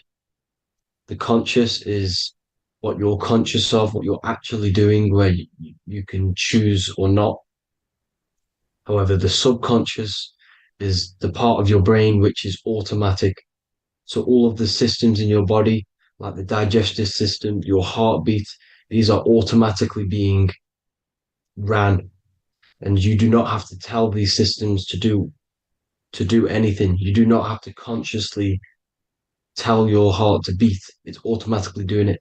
And this is what the subconscious mind is controlling. It's like the dark aspect of your brain or your mind. It is the way bigger aspect of your mind. Okay, it controls all the systems in your body. Okay, and this is where all of your programs are. So when you're in it from your childhood, what you've learned in school, all of these things are being kept in your subconscious, maybe traumas and stuff like that. So the subconscious is the female aspect, and the conscious is the male aspect, because the male is all about action and doing, and the female is more about creation, creativity, intuition. So you have a right and a left hemisphere of your brain, and these are obviously male and female. The right side of your brain is your female. It's to do with creativity, imagination, intuition, insight. Okay. And this is one of the most important sides of the brain. This side of the brain is the most attacked by the elites, whatever you want to call them. This side is one of the most important, because obviously your intuition is a massive part of reality. And if you don't have intuition, then you lose track of the things around you. You can't consciously feel if things are wrong or right. They don't want you to have intuition or creativity or imagination. They want you in the left side of your brain, which is just reasoning, logic, and basic things. So they just want you to tell you what you want, tell you what to learn, and then that's it. They don't want you thinking for yourself, which is the right side of the brain. So whatever the conscious side of your mind impresses the subconscious side of your mind. So if you do affirmations, for example, if you consciously do affirmations every day, you're reprogramming your subconscious mind. You're impressing a vibration and a word into your subconscious mind, and therefore it will reprogram it. So the male and female aspect are symbolized by the Star of David as well. The male being the upside triangle, the female being the downside, connected all in one, because we both have male and female energy. So every thoughts are electric, which is the male aspect. Emotions are magnetic, which is the female. Each thought creates a wave of vibration in all directions. So think of it like a water drop in a pool, but it going out in every single direction. It's not just flat. And these thoughts have a certain frequency, has a certain vibration. That vibration has a certain frequency. And this affects your aura. Every thought, every emotion directly impacts your aura and the strength of your aura. So if you're angry all the time, your aura in the astral plane will look red. However, if you're happy, it'll be more like blue and green. So it's very important. Your electromagnetic field is created out of your emotions and thoughts, and that affects reality, because you're 60% water, and frequency and vibration create certain patterns and has a certain effect on water. We'll get into that after this slide. So each thought that people are thinking around you, you are actually subconsciously picking up these thoughts, because it's emitting this vibration in all directions. So this is why you can pick up thoughts of other people on the odd occasion. However, when you're more in tune with your intuition, your right side of your brain, you can start to pick up on vibrations, thoughts, and other people's auras. You can pick up on the energy once your third eye is open, and you know whether you should be in that environment or not. This is what we call an atmosphere. When we go into a room and you can feel the tension, if someone's been arguing, for example, this is the atmosphere, this is the vibrations, these are people's auras emitting these certain frequencies and vibrations. Okay, so our aura is contained of multiple layers. Obviously, we have the physical body. This is the electromagnetic layer. However, you have the different planes of existence: the spirit, mental, astral, etheric, and then physical. The physical is the lowest plane of existence. And the physical plane is a product of all of the planes above. So the mental impresses on the astral impresses into the etheric, and then the etheric creates the physical object. So the mind is the root cause of reality. The mind is the cause of everything. Your consciousness is pure cause. There's no effect. Everything you see in this reality is the effect. Everything that you experience is the effect, because the root cause was the mind. The decisions you made you experience that certain experience, and that decision was created on the mental plane. And this is just pure thoughts. And thoughts are things. If it exists in your mind, it is a thing. It's a certain frequency. So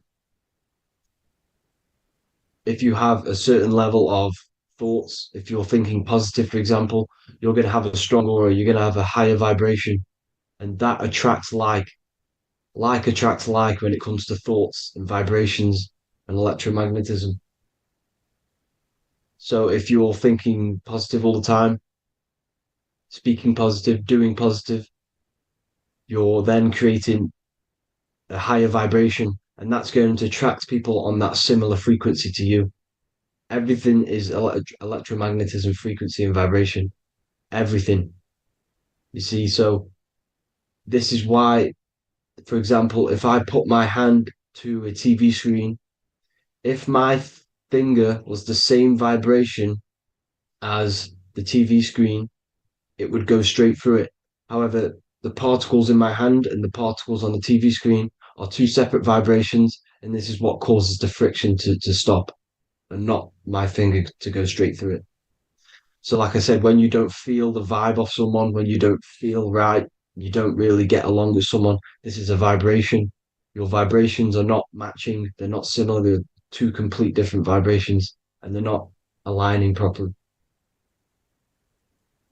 So music has a massive part on this. Music is a massive, massive tool for the elites because music is frequency. And in 1975, the musical instrument are all tuned to 440 hertz. So Spotify, Apple Music, most of the music on YouTube is all set to 440 hertz. And 440 hertz is not divisible by 3, 6, or 9. And when you can't divide a frequency by 3, 6, or 9, it's not a natural frequency. As you can see here, this is 432 hertz. This makes a nice geometric pattern. However, 440 hertz is a distorted pattern. So when you listen to this, this actually shuts off the whole right side of your brain. Like I said at the start, this is the most attacked side of your brain. It's to do with creativity, imagination, intuition. When you listen to 440 hertz, it shuts off the whole right side of your brain. And obviously shutting off all of these forms of your brain. Music is a very, very powerful tool for the elites because it's the only thing which can enter your soul or your ears without consent, your body without consent.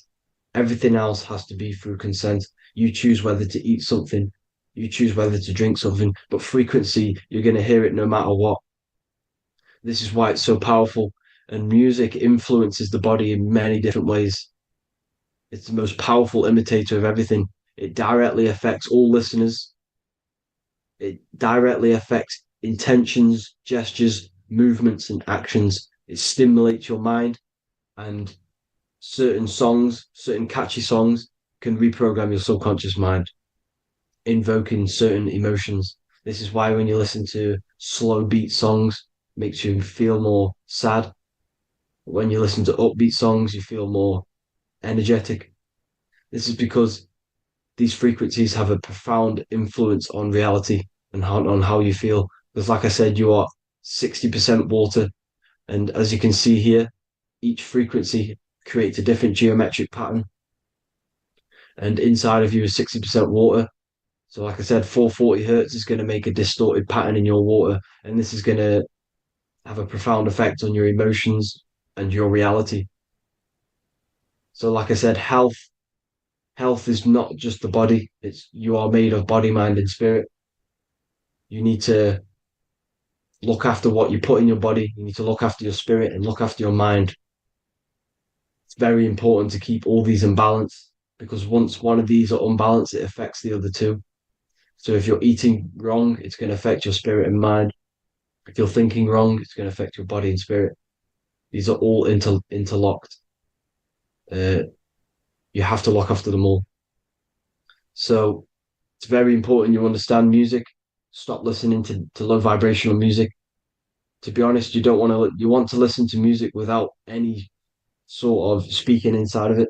You just want pure uh, frequencies, which are the solfeggio scale, like one of these, for example, 432, 528 hertz. These are all good frequencies. It's called the solfeggio scale. And these frequencies make you more in tune with nature.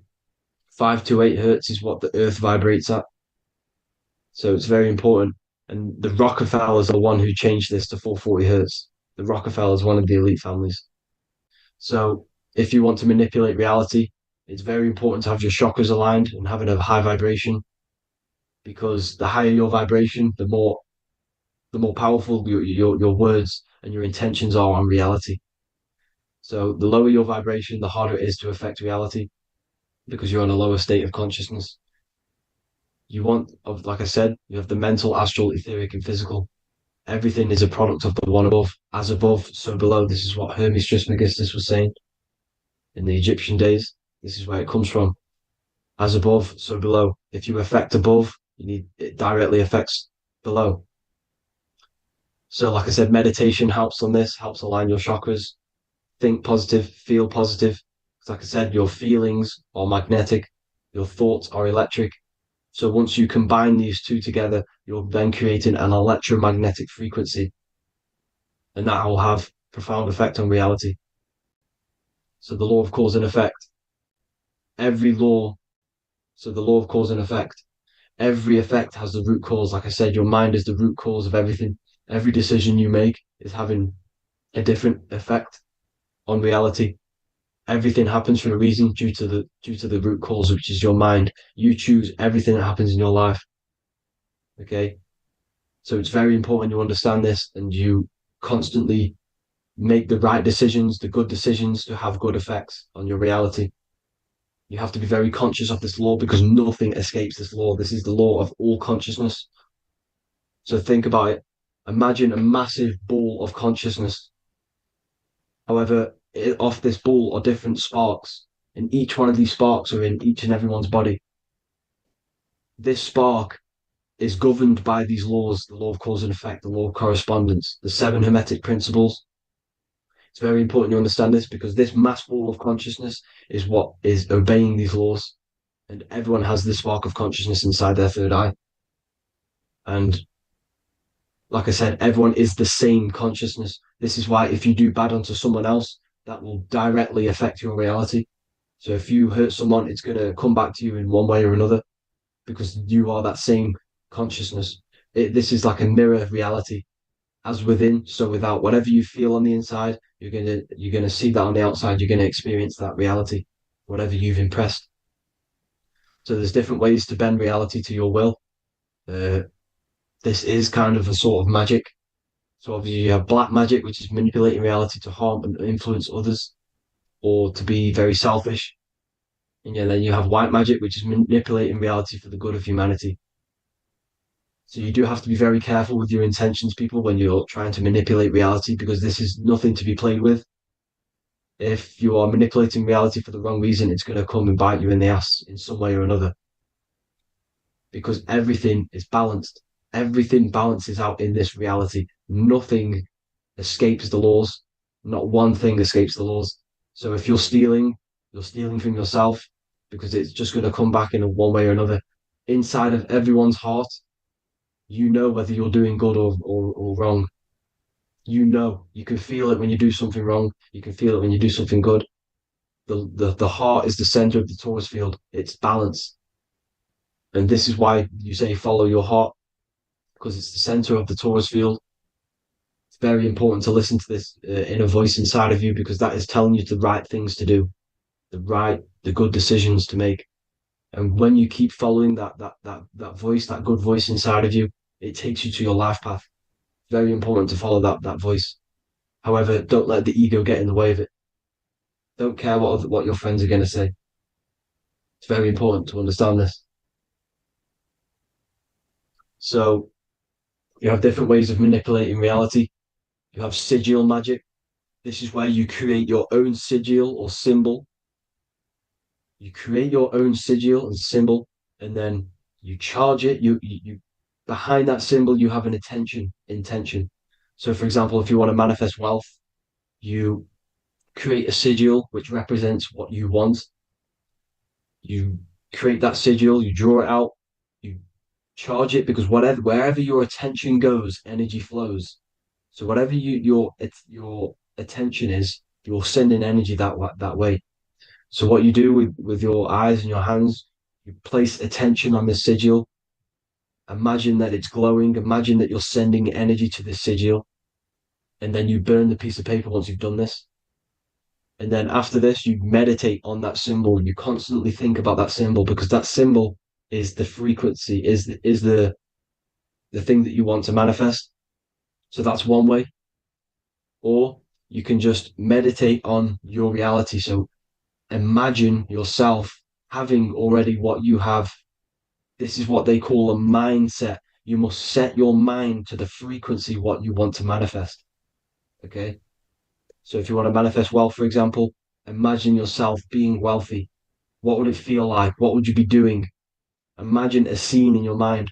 Constantly do this, and you're putting out that frequency. Like I said, you must think, because the thoughts are electric, and then you must feel, which is magnetic. Together, this creates an electromagnetic frequency, and this is how you attract things to you. You will attract the certain people to come in your life to bend reality to your will.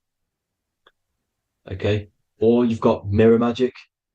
Stare yourself in the mirror, because a mirror reflects light. It also reflects energy. So you've got to be very careful with what you say to a mirror. You've got to be very, very, very careful, because whatever you send into that mirror is directly sent straight back to you. So if you're thinking negative, you're sending negative energy back straight to you, and that's going to have an effect on your reality. Affirmations are very important, because your words are frequency, your words are vibrations, and each word you say has a certain frequency. If it's positively charged, it's going to affect you positively. If it's negatively charged, because like I say, your brain and your mind is like the director of energy. That's what your brain is, and it directs energy into certain things. You can either positively charge it or negatively charge it, and this brain is creating your reality constantly. It's manifesting your reality constantly in the present moment. So this is what the government knows. The government know your mind is the root cause of reality. This is why they call themselves a government. Government. The New World Order is not being manifested by them. They are controlling the information. They are controlling your perception of this reality. And they know the mind is the root cause of reality. Therefore, if they control your perception of reality and your information, what you believe, you're going to manifest that information, that perception. So we, the people, as a collective consciousness, are the ones manifesting this new world order. You see, so this isn't black magic. They're actually tricking us into manifesting their own their plans, this new world order. You see, this is how smart these people are. They know how to get around the laws of reality. They know how to bend reality to their will without facing the consequences. They're getting humanity to do it. You see, there is a collective consciousness. As like I said, we all have that same spark of consciousness, right? So as a collective consciousness, we are on a very low vibration at the moment. However, we are waking up rapidly. There are more and more people waking up at the moment, and light always chases away the shadow. Light is a lot more powerful than darkness, you see. So one person waking up has a massive effect than one person being asleep. It has a profound effect. Because like I say, the light always chases away the darkness. It's more powerful. The light is always more powerful. High vibrations are more powerful than lower. So that's it for this, people. I hope you all enjoyed. This is a short, quick video. God bless you all.